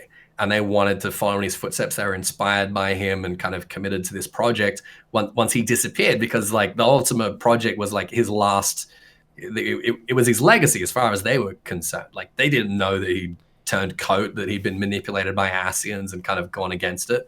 So they're following in his footsteps and dying for it, which sucks for them. You know what the grand truth of all this is, though? That he was accidentally Thanos. Just taking on orphans and being like... Guys? Yeah. Yeah, he's accidental. He's accidental. He's like, I killed your parents, but, you'll probably grow up to be pretty okay. Well, Gaius probably didn't kill their parents, because Gaius isn't really about that either. Like, he conquered Alamigo without firing a shot. Livia was a piece of shit, but she was kind of like mark on some of them, I guess. Yeah, and I feel like that's sort of him like wanting to kind of see the best in these orphans and just being kind of like naive in a way. Chat's like Rowena's gonna sell them data on. Oh my god! If they get their hands on Rowena, we're fucking done. All right. So we're fighting his adopted Foster children. Yep. Yeah. We're fighting Rex, Alphonse, Melisandre, Although Rickon. It seems he never actually adopted them. They were just like, hey, should we call him Daddy? And they're like, yeah, let's call him Daddy. And he just like didn't argue against it, I guess. Yeah, he's like, sure, go nuts. I honestly think this is going to be like the central theme of this patch, just fighting a bunch of fucking kids, including Rain. Yeah, like we're just killing everybody. Like what the fuck? This is like a really fucked up patch. We're just beating adopted children in this patch. Hell yeah. But essentially, with the weapon project, the weapon itself, it has almost like a bioorganic core with the person melded to it, essentially. And in this one, the first child is Melisandre, who is piloting the ruby weapon. They give us a little bit of background on her too. Not much though, just what Gaius said. They even said that the notes even say, "Don't trust Gaius. We don't know. He could still be lying." It says parents killed when their homeland was taken by imperial territory and was struck by a quote epidemic. That's what it says. It says it was struck by an epidemic, which considering what the Garleans are doing nowadays, I don't like ever hearing that an epidemic was involved. Yeah, that's a little sus. That's very sus. It's beyond sus. Could have been early Black Rose before it was perfected and wasn't this end of the world drug that they've eliminated since then. Could have been their very own version of Kefka, even just dropping a bit of poison into the fucking thing. You never know. Somebody fucked with something though. Ascians, of course. They said it's normally she started despondent and introverted, but then becomes very confident in herself, which is displayed in her piloting in the fight. And she was 30 years old at death. I've been taking notes, as you can see. There you go. And next up is Rex. Yes. Who will... They did this anime color coded, like... They warned us how anime this was going to be. They warned us this was going to be, like, super anime. It does... Well, yeah, people talk about the color coding, but, like, Melisandre didn't have red hair. Do we ever see her in her adulthood? We don't see her in her childhood. No, but she had white hair as a child. Well, Allie, doesn't it? Allie and Alphonse have white hair. Rex and Rickon both have blue hair. So doesn't work. There's no one there with green hair. I think the Rex blue hair sapphire weapon is just coincidence. Did not say Rickon's hair was blue. Yeah, Rickon's hair's blue. Allie and No, it's not green. It is I'm colorblind. It is very green. I'm colorblind, and I was like, oh, I see what they're doing here. Maybe it's my reshade then, because I was like, yeah, that's blue. It's blue. I'm colorblind, and I was like, I see what they're doing here. I see. All right. Okay. No. All right, there you go then. And if I've got it right, you've definitely got it wrong. All right then. Okay. There you go. As soon as I saw that, I was like, "That I will never turn off reshade. That's not gonna happen." So yeah, Rex says he's piloting the Sapphire weapon next. We can assume Recon will be the Emerald weapon, and since Allie and Alphonse both share the same hair color, there's a lot of question marks about that last bit. One of the co-piloting. Well, so this is the thing we got to talk about. So we've been talking about how the Ruby weapon is essentially creates a Lucavi. We've been talking about this Gaius' stepchildren. We haven't kind of touched on the fact that what actually happens to the pilot in the Ruby weapon, in a sense, like the exact science behind it and how the characters so far are kind of dealing with that realization, because it seems like the pilots learned just as much as we did about oversouling in this patch. Well, I think they knew, like, technically what was going to happen, but, like, it doesn't mean that when it happens, they're, like, into it. Yeah. You know? There's definitely that moment of being like, oh, fuck, like, I knew this was going to kill me, but this hurts a lot. Yeah, so what happens with the Ruby weapon is it starts with the pilot is, again, basically through the synthetic aura site, is bioorganically attached to the core. Not until it goes into Oversoul. Well, they certainly are all going to go that way, let's be honest about Oh, yeah. it. So the core's powering it. The core contains whatever primal it is that's absorbed, which I really, really want to know for Ruby. It's we know that it has ostensibly absorbed some primal from one of the other regions. But yeah, it's only once it goes into Oversoul that like bioorganic melding happens. But well, basically, like again, they become a Lucavi. Yeah, it sucks the ether out of them and creates this organic being that just warps their mind. They essentially become a pilot against their will that thinks and acts and believes they are whoever the combat data, in this case Nail. They even say, I'm not. Yes, I am.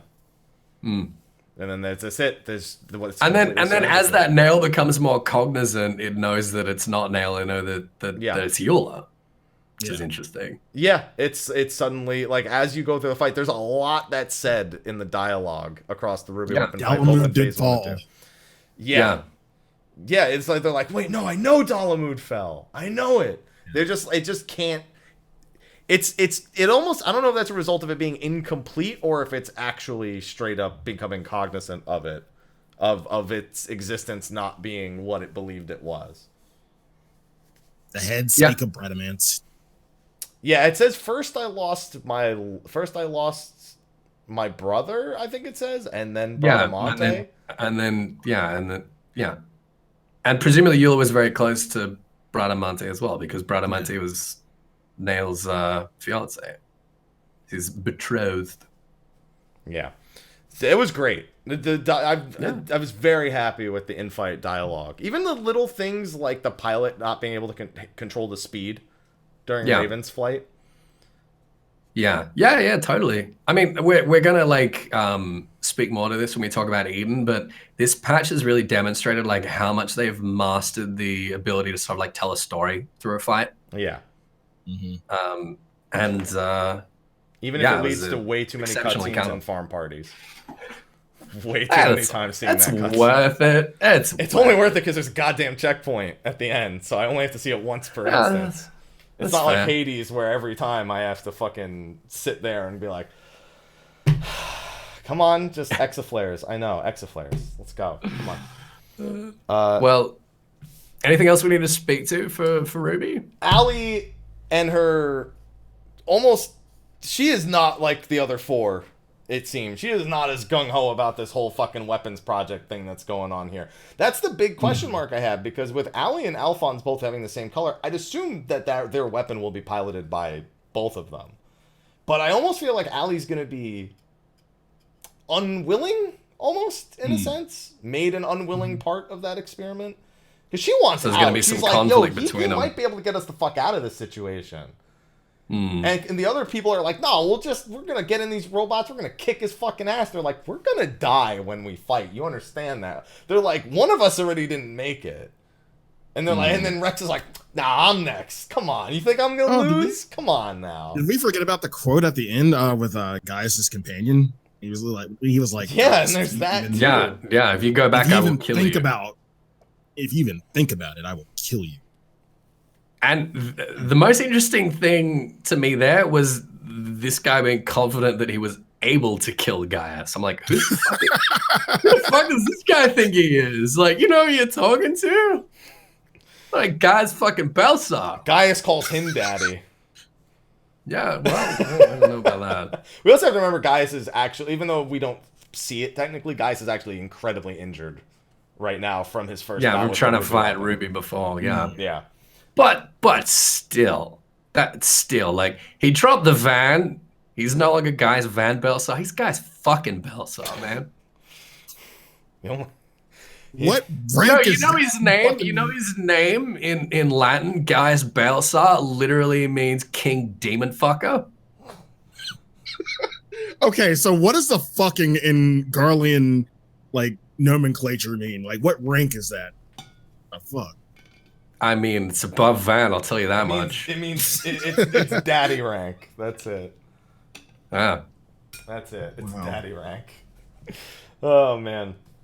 Yeah. That's true, by the way. His name in Latin means, like, Gaius, like, mounter of demons. Which makes sense for Ultimate Weapon, in a sense. Yeah. Ties in quite well to his... And that's very euphemistic.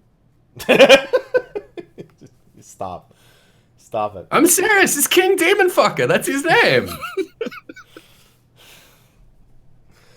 What? Why are you laughing? Because it's funny. Don't act like it's just not funny because it is. You want to know what else is funny? It's hilarious. Dude, the fucking guy who gives us access to the EX weapons, this dude who's just all about, like, this Magitech. He's like, yeah, I love weapons. I just really like killing devices and shit. I'm going to make a statue to this killing device that you've killed, and that's going to help you relive the memories. Yeah, they put a mecha weeb in the... they put a fucking super weeb. Yep. In the game. Everyone who like knows all the terms for it. Someone says he's a gunpla nerd. There's too many. Oh, don't out yourself, please. Don't do it. I love this. This is a story that there's only one remaining question. Do we get 4 trials finally in a series? We have Ruby. We have Sapphire named, but everyone knows what happens to Sapphire in 7. Mm-hmm. That's what draws the question. Like, are we going to really fight Sapphire? Wouldn't it be wild if, like, the secret trial is one of them being dropped into Bozja? It'd be cool. I mean, we know for a fact, this is the only reason why I'm not shutting this theory down, is because we know we're getting a second EX level trial with Bozja. Although we've had more clarifications about that. Apparently for your first weapon, you just go through solo, including a trial. The trial there's a solo version. But then they said the EX version becomes available after that. So I'm assuming you get your subsequent relics after the freebie through the EX, like through totems from the EX. That's what I'm assuming, but we don't know that for certain. I'd be okay with that, but I if they're willing to do 2 EX level trials in a patch, even if it's kind of weird because we don't really know exactly how the relic one's going to work, I'm leaving open the option to a Sapphire normal EX, and an Emerald normal EX, and a Diamond normal EX. I'm leaving it open. I'm not shutting that theory down. I'd be into that. Do we think that... I'm getting opinions here, though. Do you think that we just get a solo trial a la Sorbin for Sapphire, or we just get, like, story or something that doesn't pan out? I think that'd be likely. I think that would be likely. I think that'd be more likely, and we'll get the 3 EXs. But I'd love to get 4. That'd be great. I think it's less likely we get 4, but it'd be nice. I'm just not shutting it down. I want it, and I would be, and I think they have the resources for it now. They're at least... I mean, there's no reason why we can't have 2 extremes in a patch. It's what happens in every .0. Yeah, it's just, literally the patch we go from 2 dungeons to 1, we get an extra EX trial. So, and I'm just saying, I just won't be surprised if it happens. Leave me alone, phone. Sorry, I had it on for earlier because I had a tech coming. Oh, I can't wait for this. This was great. I was super happy with this.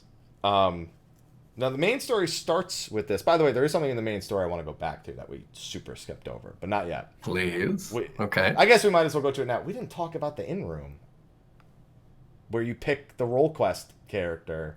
Oh, yeah. Yeah, of course. Well, I mean, we all picked Ciela, right? Did you, Sly? Did you pick Ciela? No, I only have one choice. It's fine.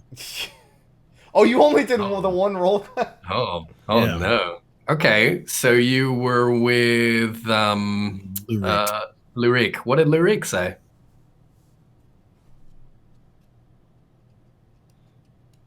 He wanted to get the band back together, and he was like, I really forget like the full extent of it, but he knew that pretty much there was no sense in doing so, and we were way better than him anyway.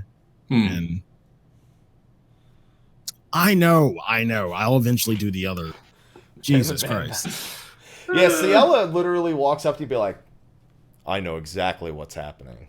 Like, she's very ominous and like, please just put him back in the ground. Literally put it, like, bury his body again. I was so glad about this because I was like, when we saw Albert like marching up to the Crystarium, I'm like, where's Silva? Where is she? What's she gonna have to say about this? So that was really nice. Yeah, I do have to go back and watch the other 4. Obviously, I have all the options, unlike Sly, who only has 1 option. And it happens to be for the character that I like least. So, you've literally disappointed me in every way possible. Me too. Stupid little cat boy. Spoiled little bitch. Like, literally, no Gian. Well, he's not spoiled anymore. He's on his own. Jesus fucking Christ. Yeah. He got no money. His story. He got no money anymore. So that's He's still a bitch. Yeah. God. And also everyone put up the pouring animation for the water. Everyone being super impressed with the tea pouring. Everybody's like, that's where your other fucking dungeon went in that water. 32-bit died for this. Oh man. Yeah, I'm really. I was surprised to see me drinking something. Yeah, because I honestly, my first thought, as soon as I saw Ciela, I was like, Unakahai, do you have, where are you? And then he's just like, I'm busy not being important. What do you need? One day. There There you go. One day. All right, so that's the one thing that we totally forgot to talk about with the main scenario. And now we go to the other end of the main scenario with Eden. Eden. We are introduced to Squall 2.0, also known as Gaia, sorry, not Gaius, he's not quite Squall. Gaia, Squall 2.0. Before we dive into this, I just want to like get this off my chest. Man, the dialogue was so Kingdom Hearts and so cringy.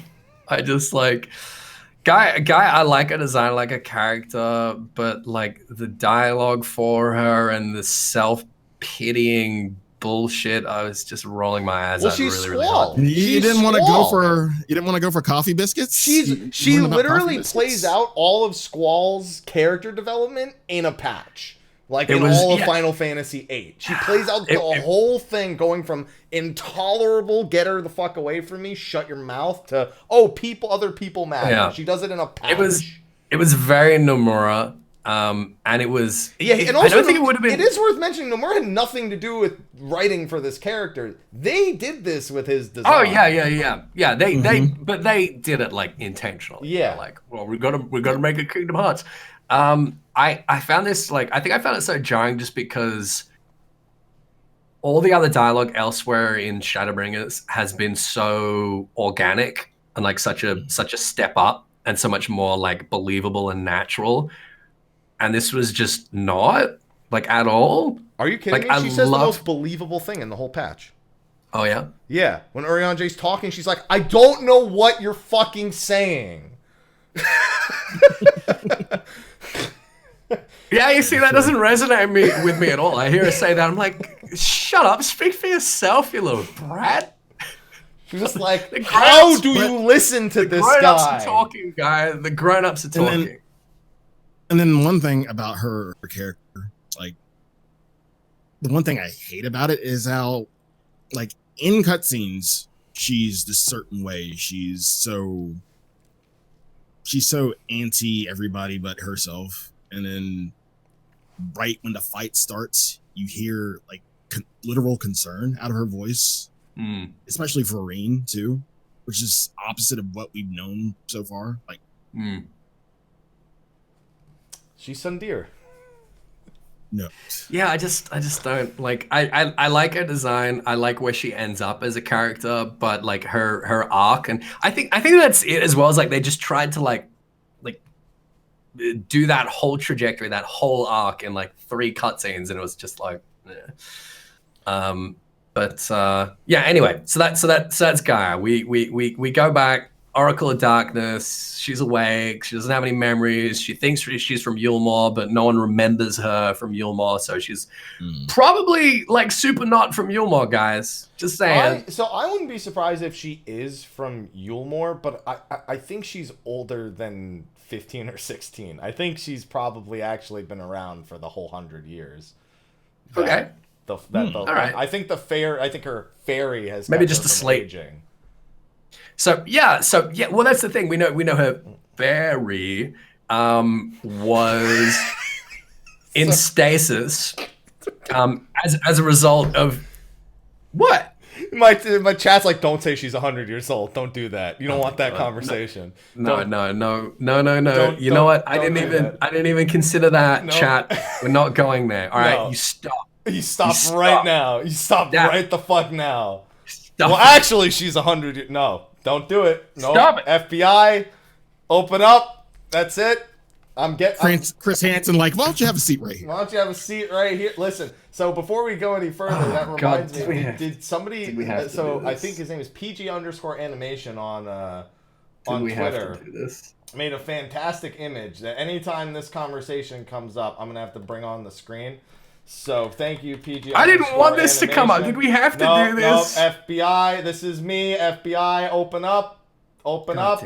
There you go. That's it. That's me as a dancer. FBI. I mean, that's beautiful. I like that. That's it. That's my FBI chakram right there. That's very flattering. There you go. FBI, open up. That's it. You're done. All right. I didn't want to do this. I didn't want to do this. But you know what? We know that her fairy has been like in stasis as a result of like the permeation of light, and it was only like once we brought the darkness back and once we activated Eden that it suddenly like straight in there takes over. Yep. So do we want to start with that plot line, or do we want to start with the 2 primals we fight? So let's start with. I think Gaia is. They did the story beat exactly as I wanted them to. They set up more pieces for the actual plot line of Eden, its origin, why there's so much interaction between, Gaia, Eden, the 13th, the First, the Light, the Dark. There's all these hanging threads that are unanswered with a lot of questions for the final tier. And they fucking wrapped up this whole restore the empty thing now, which is exactly what I wanted them to do. It was a little transparent that that's what they were doing, I think. Yeah. It's like first. I mean, it was basically like we gotta bring rain. We gotta make it rain. Let's do some lightning. See if that works. Shit, that didn't work. Fire and winds. Yeah, we do them both at once. It'll rain real good. What could go wrong? That was literally it. Riange is just like, yeah, let's make it rain.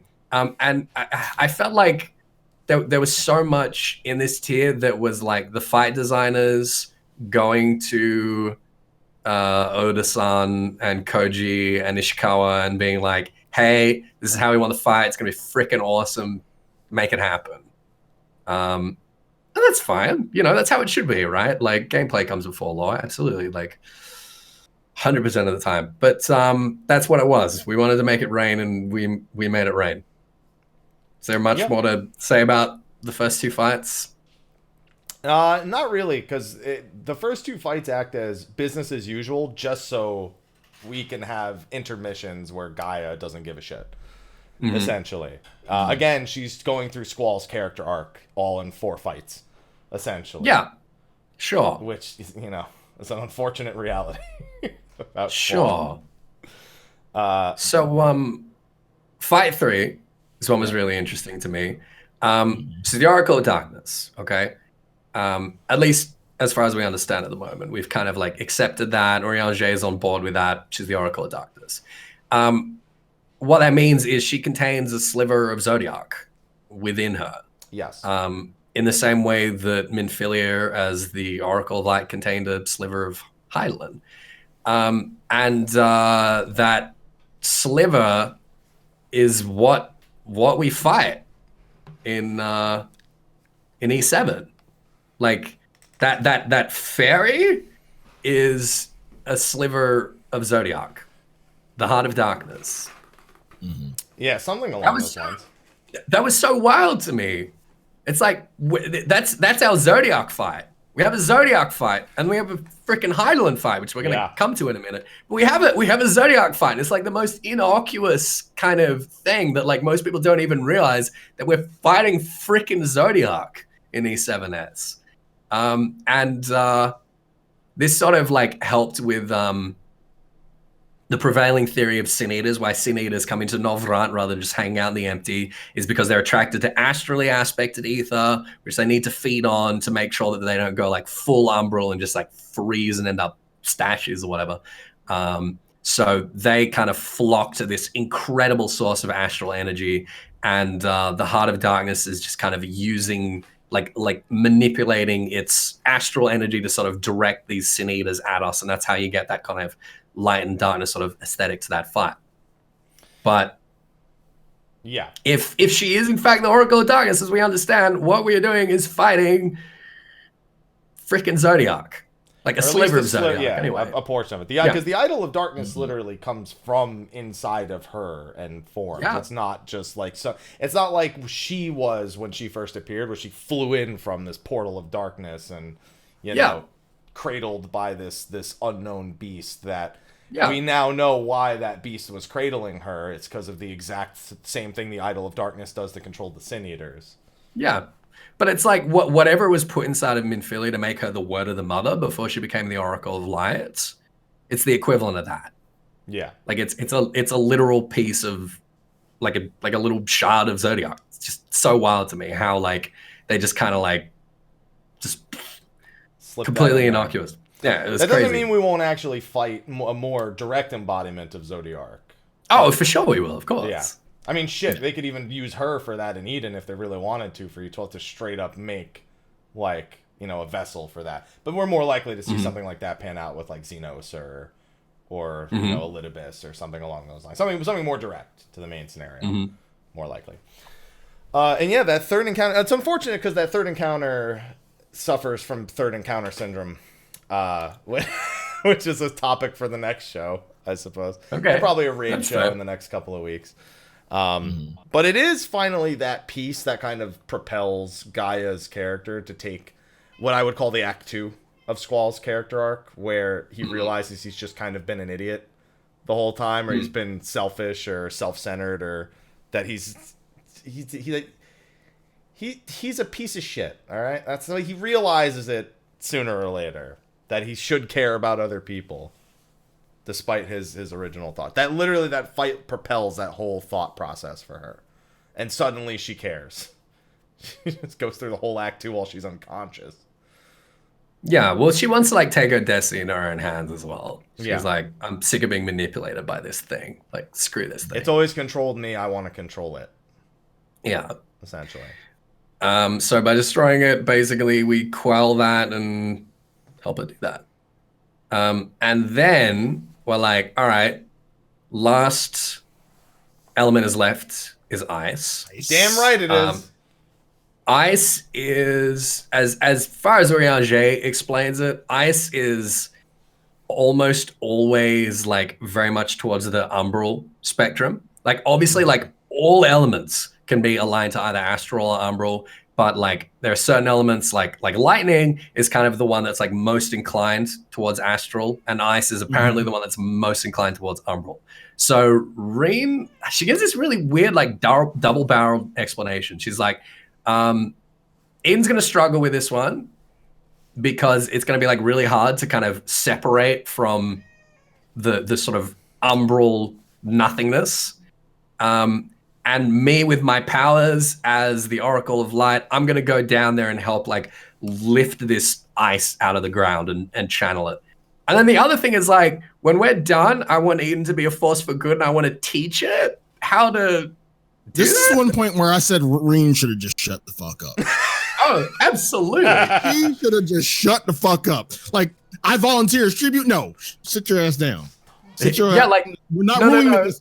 No, She ruined this for me. She ruined this for me. She ruined my she memory. ruined it for you. Oh, she ruined the Yes. memories. Oh, I see. Because I was more like, Reen, you're the Oracle of Light. You have this incredible capacity for manipulating umbral ether. You want to go down there and let a primal take control of your consciousness, and you don't think anything is going to go wrong surrounded by an infinite reservoir of umbral fucking ether. You really think that's a good idea? It wasn't. It wasn't. It was a really bad idea. She also gave loses the control. reason that the original summoning, like Isail, like our memory. Sorry, of she it, gave the reason that what you. She a part of her other original reasoning was that part of her other reasoning was that the original summoning that we experienced, our memories, was somebody taking Shiva's ether into herself. Yeah, but that's dumb. It is dumb, but I'm just saying she at least said that. Yeah. Sometimes I really think we really shouldn't have told her. It's Yeah, like, we should just lied. We should You just should like lied. you You weren't know what? there. Here, my headcanon, we tell her that we fought like something akin to a minion, and then our fight looks like Lords of Verminion, and we just Yeah, fucking- right. Yeah. No, Yeah. we fought it like a Mandragora. Like, yeah, get that's down it. there. Yeah, We make it happen. make this shit equally harder on ourselves by telling the fucking truth. Like, god damn it, just lie a little bit. Fuck. I was just so glad all of my theories every single one of my theories came to pass on E8. Really? Well, and some that didn't, but also all the ones I did and then some. I didn't. The most major one was not one of my predictions. So you didn't expect us to be fighting Heidel? No, I didn't expect Hydaelyn to sunder us. I didn't. God, that was fantastic. So explain for people that are kind of unclear. When you summon a primal into you, it's very, very hard to retain control. And Reen having this sliver of Hydaelyn inside of her and having this immense capacity for manipulating light aspected energy, phase shifts between our image of Shiva and her own, what would be her own primal form, taking on a primal, which is a primal form of Hydaelyn. Right. And she's phase shifting between the two, and then she does the fucking Hydaelyn kick.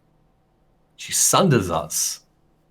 And I just want to set up the stakes for this fight. In the second phase where we're dealing with those ads there, that is all of the elements that we have been restoring, pouring back into the crystal and converting back to pure light. The stakes for that fight, if we do not defeat Reen, if we do not stop her when she's in that Hydaelyn form, she is going to reverse all the work we've done with Eden, and she's going to complete the flood of lights. Like that is like the pinnacle of like Shadowbringer's stakes for us. And like I was saying earlier, like the MSQ is the weakest part of this patch for me. It's not necessarily because the MSQ was weak, but because like there's just so much in Eden here in particular to like raise the stakes here. It was just phenomenal. So we got that. And I also want to say, the things I did predict, it would be Shiva.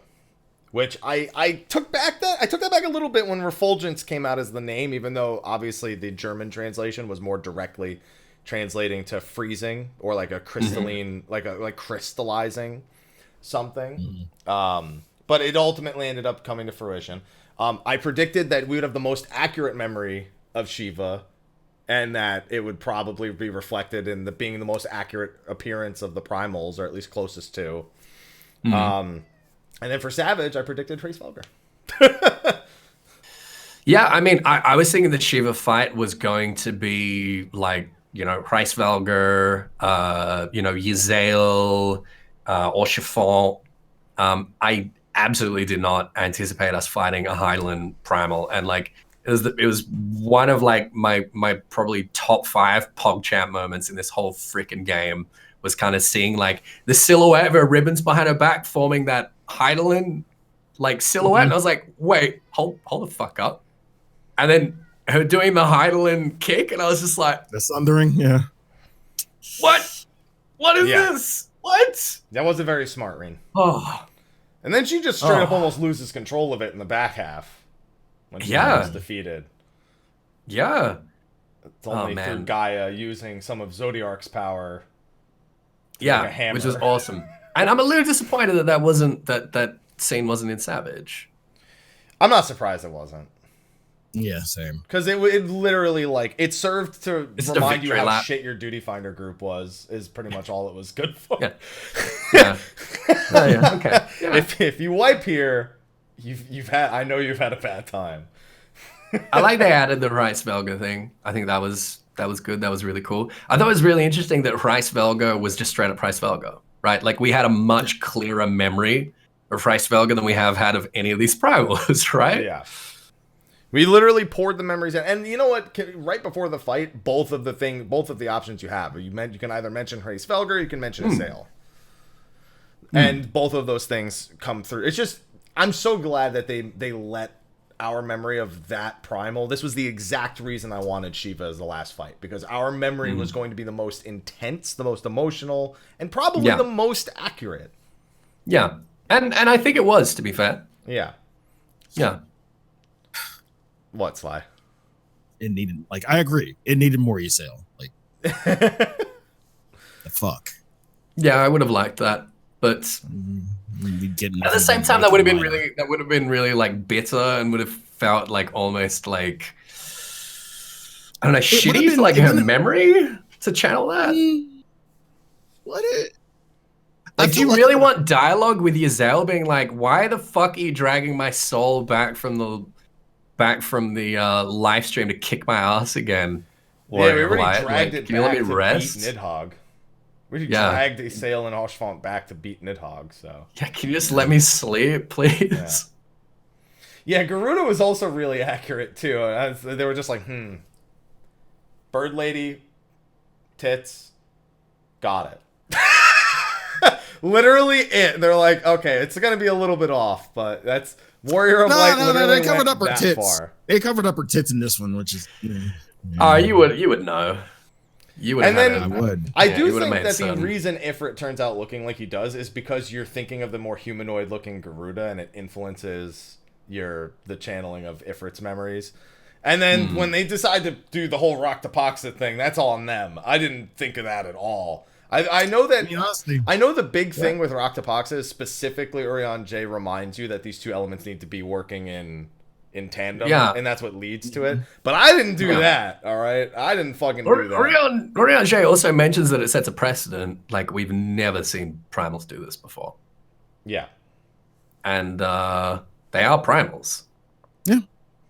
So that's a precedent set. They can do that. Yeah. Rock to Poxa. You have to want to. Like Red Wings or Garuda. Yeah. What's interesting, though, is that it harkens back to 2.0, where Ultima forced the summoning of Titan and Ifrit alongside Garuda, and Garuda's like, give me your ether, let's do this, let's fusion dance. And they're like, no. Yeah. But it seems like that Garuda it's like a callback to that, and that Garuda, like, knowing somehow that was possible, and this being like an alternate take of that. And I mean, it works because, as chat's pointing out, Ifrit just constantly is like, Garuda, you suck. The whole time. He's like, you're so shit. Let me handle this. Sit back. Sit back. Get out of here. And then it's like, we'll fight them together. And then they're like, all right, this shit isn't working. You got Patara? No? All right, we'll do the dance. essentially how it boils down. But when we're all done with fighting Shiva, Gaia has come full circle, accepts Reen as kind of this similarly aged compatriot in a sense. You know, the road trip to being friends, the road to being friends on that one. And Thancred gets to watch on as a proud dad that his little girl has made a friend. He's jealous, but a little bittersweet. Yeah. Do we think that? See, before this, I think we were all the same opinion that like Thancred's going to want to stick around when it comes time to go back to the source. I was of that opinion as well. Yeah, and I'm starting to think now, like, obviously it was always going to be to his detriment if he did decide to hang around, but maybe now he won't have to. Maybe now he won't feel like he has to stick around. Well, I think that's kind of the whole point here, because after we establish that, so in the empty, life is just straight up sprouting, not just rain now. Literally, like grass is starting. Like there's job's done. It's only a matter of time. It's literally just let the ether do its thing at this point. Don't let anything fuck it up along the way, which, you know, Reen expresses a concern of Eden doing that after they leave. And that's it. It's over. But they knew that 5.3 is going to bring some big shit. So after you finish the 5.2 main scenario and Eden, you get to join Reen, Thancred, Urianger, and Gaia in the Crystarium so they can let her know we're leaving soon and we won't be around to see this tale to its conclusion, which is a pretty big tell of 5.3's events. Yeah, I mean, whether or not they're going home or whether they're going to be like out of commission for some other reason. Yeah, it's a bit of a spoilerino. They just had, essentially, it's insurance for anyone doing it now, because somebody could do this later and not see the scene. It's insurance for anyone seeing it now that they won't, it's like canonizing why they're not in the 5.4, because they're probably just going to straight up never show up in that quest. Yeah. Like, you're going to start the 5.4 one, and it's Reen and Guy, and that's it. You're good, nothing else. You're not going to see them at all. I'm not looking forward to that. I'm not looking forward. Oh no, I'm serious. Like whatever happens, it's gonna have like some big lore connotations, and we've got Reen who has no fucking idea what's going on, and Guy who just doesn't give a shit. She gives a shit now. She's trying. Yeah, she doesn't give a shit about the lore. She's not gonna be like, oh, that's so interesting. The lore. Like, what's happening here? We don't have a real. No, that's like, the lore. That's what I'm talking about. That's what I'm talking about. Like, I'm gonna be there having to piece it together and like, you know, make sort of speculations and sound sort of theories, and not have Urianger to be there like confirming what I'm thinking. And that's gonna be really annoying. I guarantee you that after 5.4 is done, we will go to him with all of our discoveries back on the source. And we had better. I feel very confident he's gonna, like, they're gonna leave, but they're still gonna want to know. They're not just going to be like, well, fuck it, you don't need to tell us anymore. They had better. I'm just saying. I'm pretty sure we're going to finish all of 5.4 and then go to him and Thancred, and they're going to be like, okay. All right. Good job. Good job. Tim and Eric, awesome show. Great job. Yeah. There you go. What do we think is going to happen? Where's it going? That ferry is definitely... I'm still in the Ultimecia boat with that ferry. Yep. Same. Yeah, I'm kind of suspecting that she's not actually the Oracle of Darkness in that, like, as an agent of Zodiac, but she's something that's been sent by the Void. And that the Void, some agents in the Void, whether it's Ascians, whether it's survivors, whether it's, I don't know what it is, they want to use Eden. Eden is a terraforming entity. They want to use it to restore the Void. The Void has to be restored before it can be rejoined. Like, this is something we've known since A Realm Reborn. I really, really thought that like the whole patch title of Echoes of a Fallen Shard Echoes of a Fallen Star, we're going to refer back to the Void. I think that's where we're leading, one way or another. But Ethys, it's still going to be Ultimecia. It's at this point. I think it's almost. It's not arrogant to say it won't be, but it's ignorant of the hints. Because, so first of all, Fairy is a term in Final Fantasy VIII used to describe when Alone is sending the main party's brains, like their mind, back in time to help Laguna and crew. Laguna calls them his fairies. Mm-hmm. Second, Gaia literally repeats one of Ultimecia's end lines from the end of Final Fantasy VIII verbatim, like right before you kill her. And finally, today, somebody made the relation that the Idol of Darkness is literally the tattoo that is on Ultimecia's head. Yeah. So It's true. Yeah. now, what Ultimecia is a question. Yes. Because I don't think that's I think that's an answer that's going to be, like, well beyond predicting. We don't know whether it's some agent that's in the background manipulating things. We don't know whether it's like a form that Gaia is going to take when this power takes her over. Like it's the true sort of, maybe it's like the first the first Oracle of Darkness was Ultimecia. Yeah. Maybe like Minfilia's sort of standing in the background being like, oh, do I take over Reen? Is she going to do it herself? Maybe think Ultimecia's like that. Is literally the Minfilia. Like you said earlier, like Minfilia. I literally think Ultimecia is the Minfilia equivalent word of the father, if you would so take it, of something of those sorts. Either a future Oracle of Darkness sending her mind back to manipulate a previous one, or something along those lines. I think it's going to beat for beat be something from Final Fantasy VIII. Yeah, I hope that's the direction we're going. I hope it's done well, because like I said, I don't like shit like Omega, but this has so far been incorporated, at least somewhat similarly to Crystal Tower. It's like direct callbacks, but like it's very fitting in how it's been incorporated. So I want them to, as long as they execute it like that, because again, Yorha, especially after this patch again, I've no hope for it. I'm hoping it gets better, but I've no hope for it right now. Yeah. One more thing with Gaia in reference to the hammer. When Lahabrea channels Ultima through Ultima Weapon in the climax of 2.0, he says, the hammer of darkness must be needs brought to bear upon the shield of light. And in that cutscene at the end of E8 normal, that's literally what Gaia does. Brings the hammer of darkness to bear upon the shield of light. And I was just like, yes! Oh, I love it. Oh, it's so poetic. Is it not really relevant to anything, but is it the same face you make for Gaius?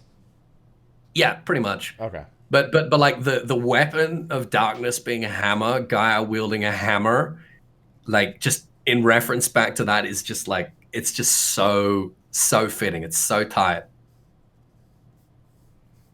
I like it. I'm a fan. Yeah. I'm a fan.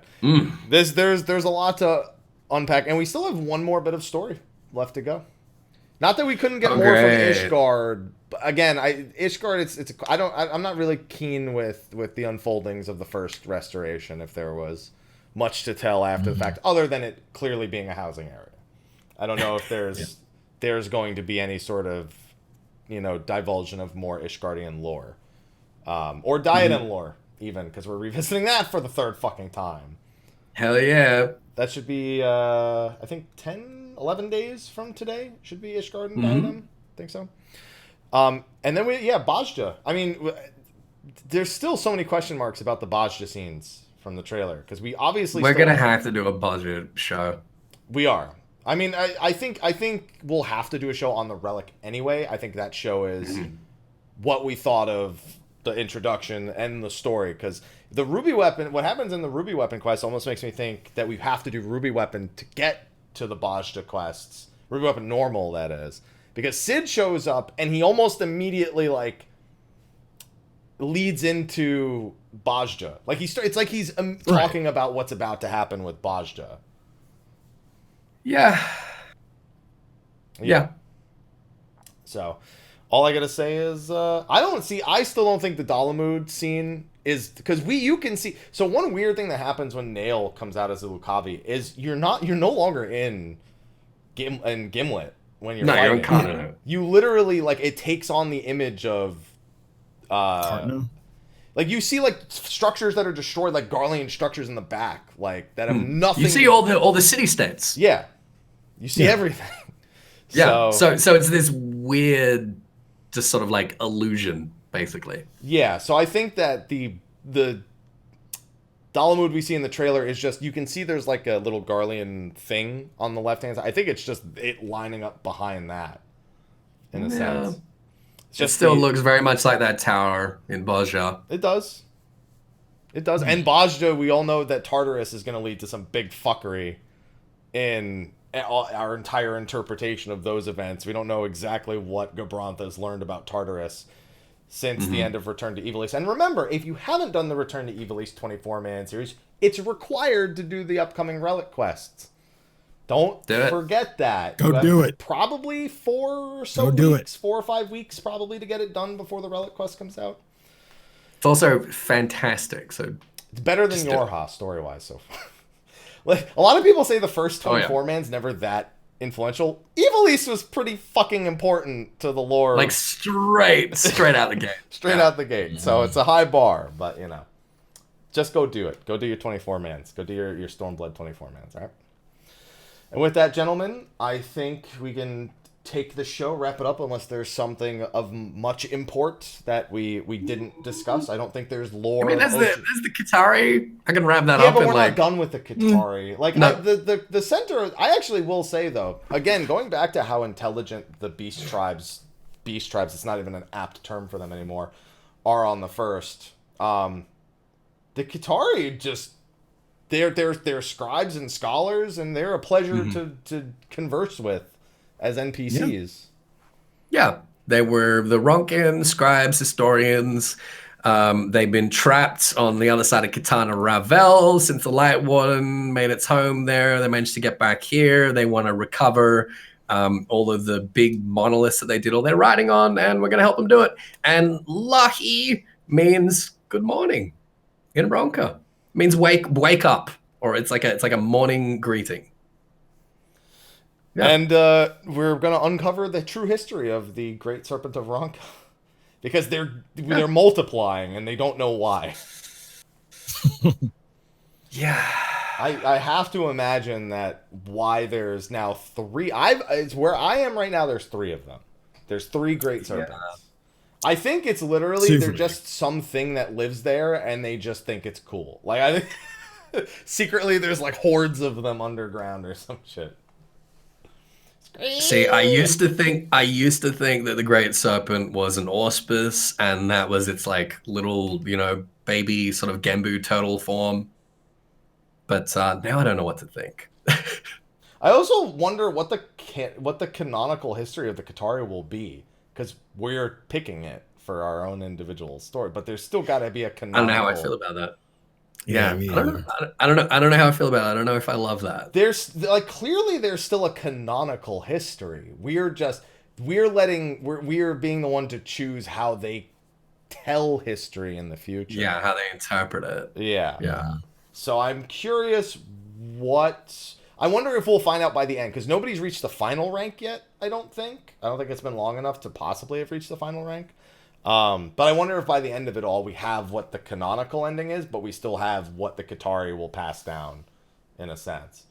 Because history still happened. Like, we can't just, even if we're telling them, oh, that's totally what it means, something still happened. Like, realistically. Because what's even harder to determine is, when you pick a history, the next time you go to like get to the next stele, they tell you they found stuff that confirms it.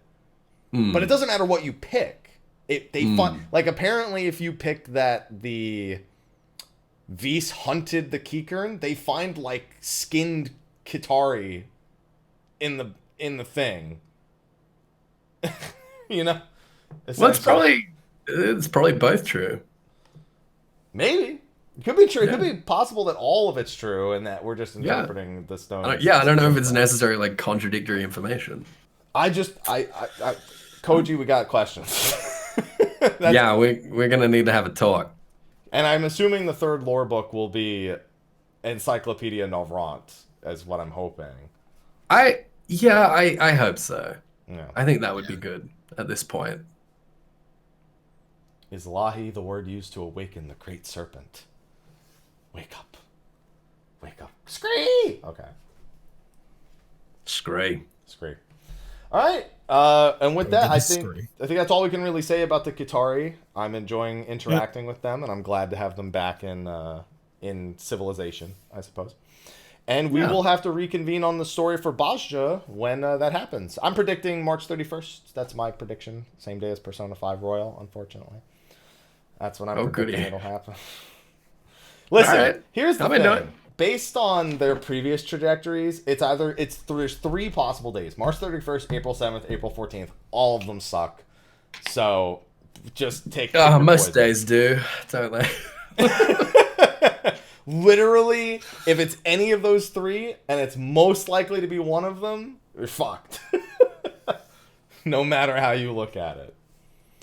So, yeah. We will definitely have to reconvene for that.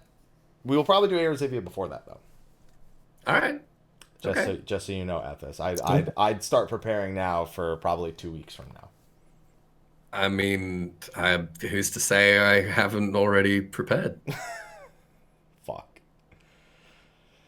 I've got my notes right here, but they don't have anything Qitari related. All right. So that's all coming off the top. Okay. But unfortunately, I thought of something very evil that I think you will do that I need to prepare for.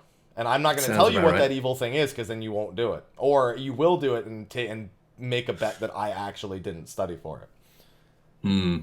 Which is always fair. Yeah. Just shut up, Mike. Yeah. Sly, I don't think you're going to be ready for it either, what I think it is. I'm going to DM it to you, Sly. We're going to play an equal game here. I'm sorry. I'll shut up now, Sly. Okay, on that note, thanks for joining us for this, Ethys. Anytime. Yeah, it's been a hot minute. It's good to be back. I don't know if you saw, but your 5.0 Spoilercast at like 55k views on YouTube from when we did that last year. Is that a lot? For State of the Realm, yeah. I think that's the highest viewed State of the Realm. I think the second most viewed is the first Xenoguest episode. Shit. Yeah. Well, you're welcome. Just saying, man. It wasn't because it was 5.0, right? It wasn't because it was Shadowbringers. It was because it was Ethys, right? Yeah. Yeah. Hell yeah. Yeah. Well, that's good. Great. Wonderful. Thanks, guys. Thanks for watching that heckin' thing. And for this one. Yeah. And the next one. I appreciate it. The one after that, we're not sure about yet. No, the one after that one, I've heard it's going to be a bit of a stinker, so you can skip that one. Yeah, your fairy told you that. Yeah. All right. So before we do our sign-offs, just a quick reminder of the sponsors of the show. Of course, we mentioned SteelSeries at the top of the show. The giveaway that's in the YouTube video description. We announced the winner for that. But of course, we also have our patrons over on Patreon. Oh, snap. Get your Pog Champs ready, lads. No, I've had enough Pogs. I've had enough. No, there's never enough Pogs. After that Twitch Rate clip. Pog? Rate him. Pog? Pog. Rate him. Pog, bro! I've had enough Pogs after that whole little... Guys, he hasn't started reading yet, all right? Just don't jump the gun. No, it's too late. It's done. But yes, of course, thank you to our patrons who are supporting us over on Patreon. We did have a few new patrons. We had a couple premiums. We had a standard. We had, let me make sure I've got these names correct. We have Iron Magic, who's a new standard patron. We had, stop it, Ethys. We had Lilana Faye on Jenova. Stop! Lilana Faye on Jenova. I can't read these when I can see you in my peripherals. Lana Faye on Jenova, who's a new premium sponsor. We had, I'll just say Matt for another premium sponsor. And we had Tim for another premium sponsor. We had quite a few new patrons in the last week, so shout out to them. And of course, shout out to our patrons of Dark... Jesus Christ. I just tabbed over to OBS because I have to change the scene. And I have the chat on OBS. Jeez, stop with your head banging thing. I'm trying to focus. Do your job. job. Khuja Cross on Jenova and Kurenai Oni are two patrons of Darkness. So you have... Hell yeah! That's Khuja Cross. That's Khuja Cross. And luckily we found the Sly image for Kurenai.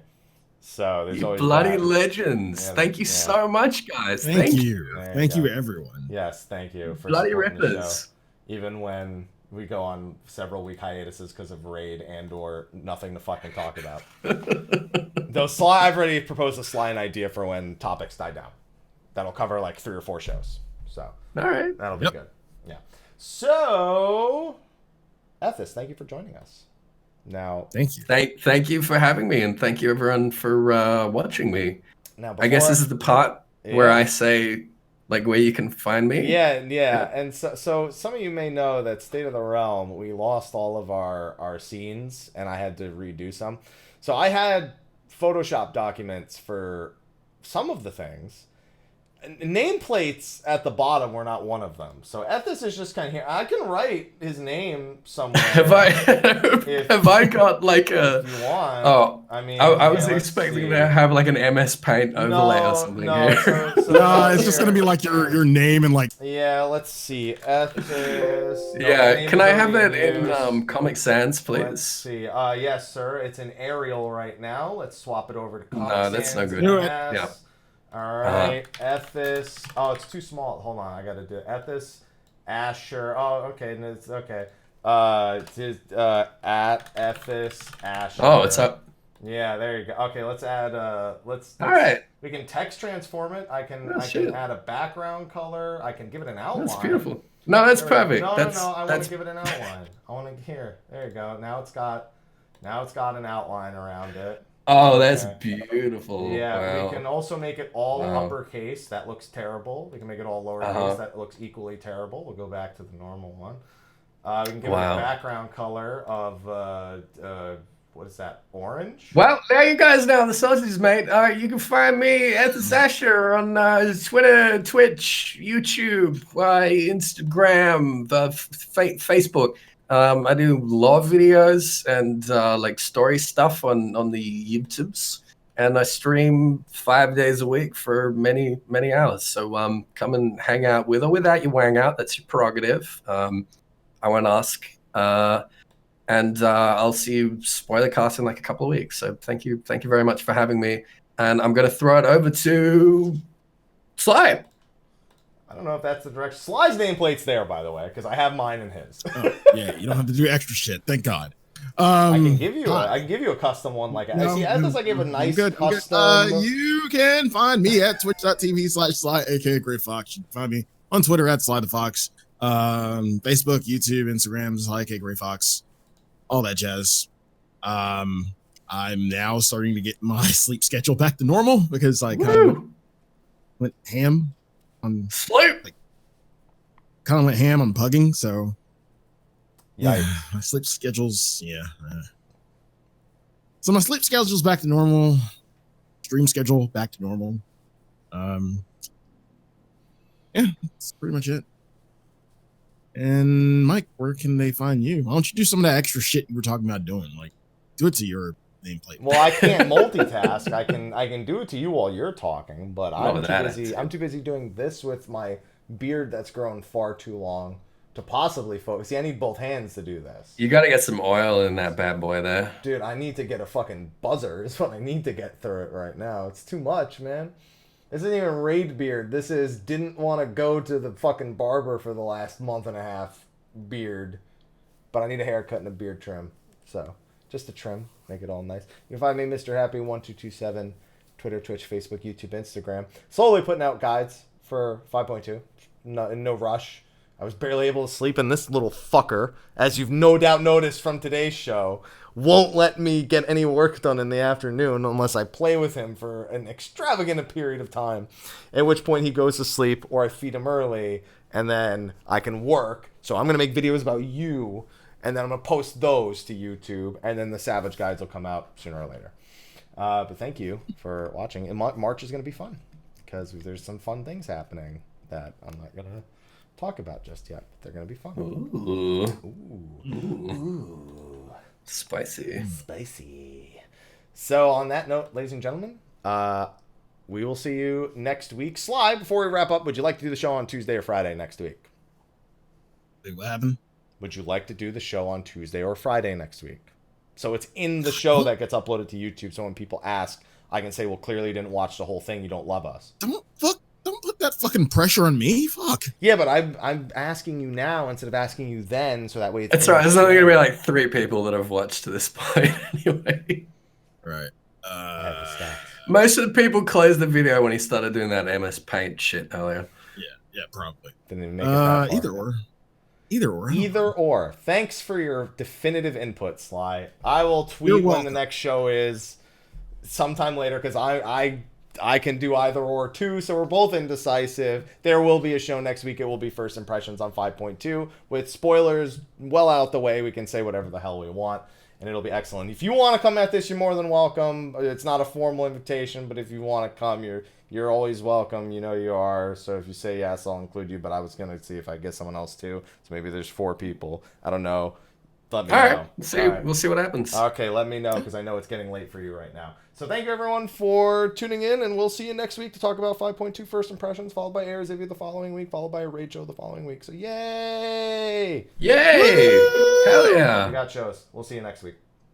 All right. Take care, everyone. Bye-bye. See you next week.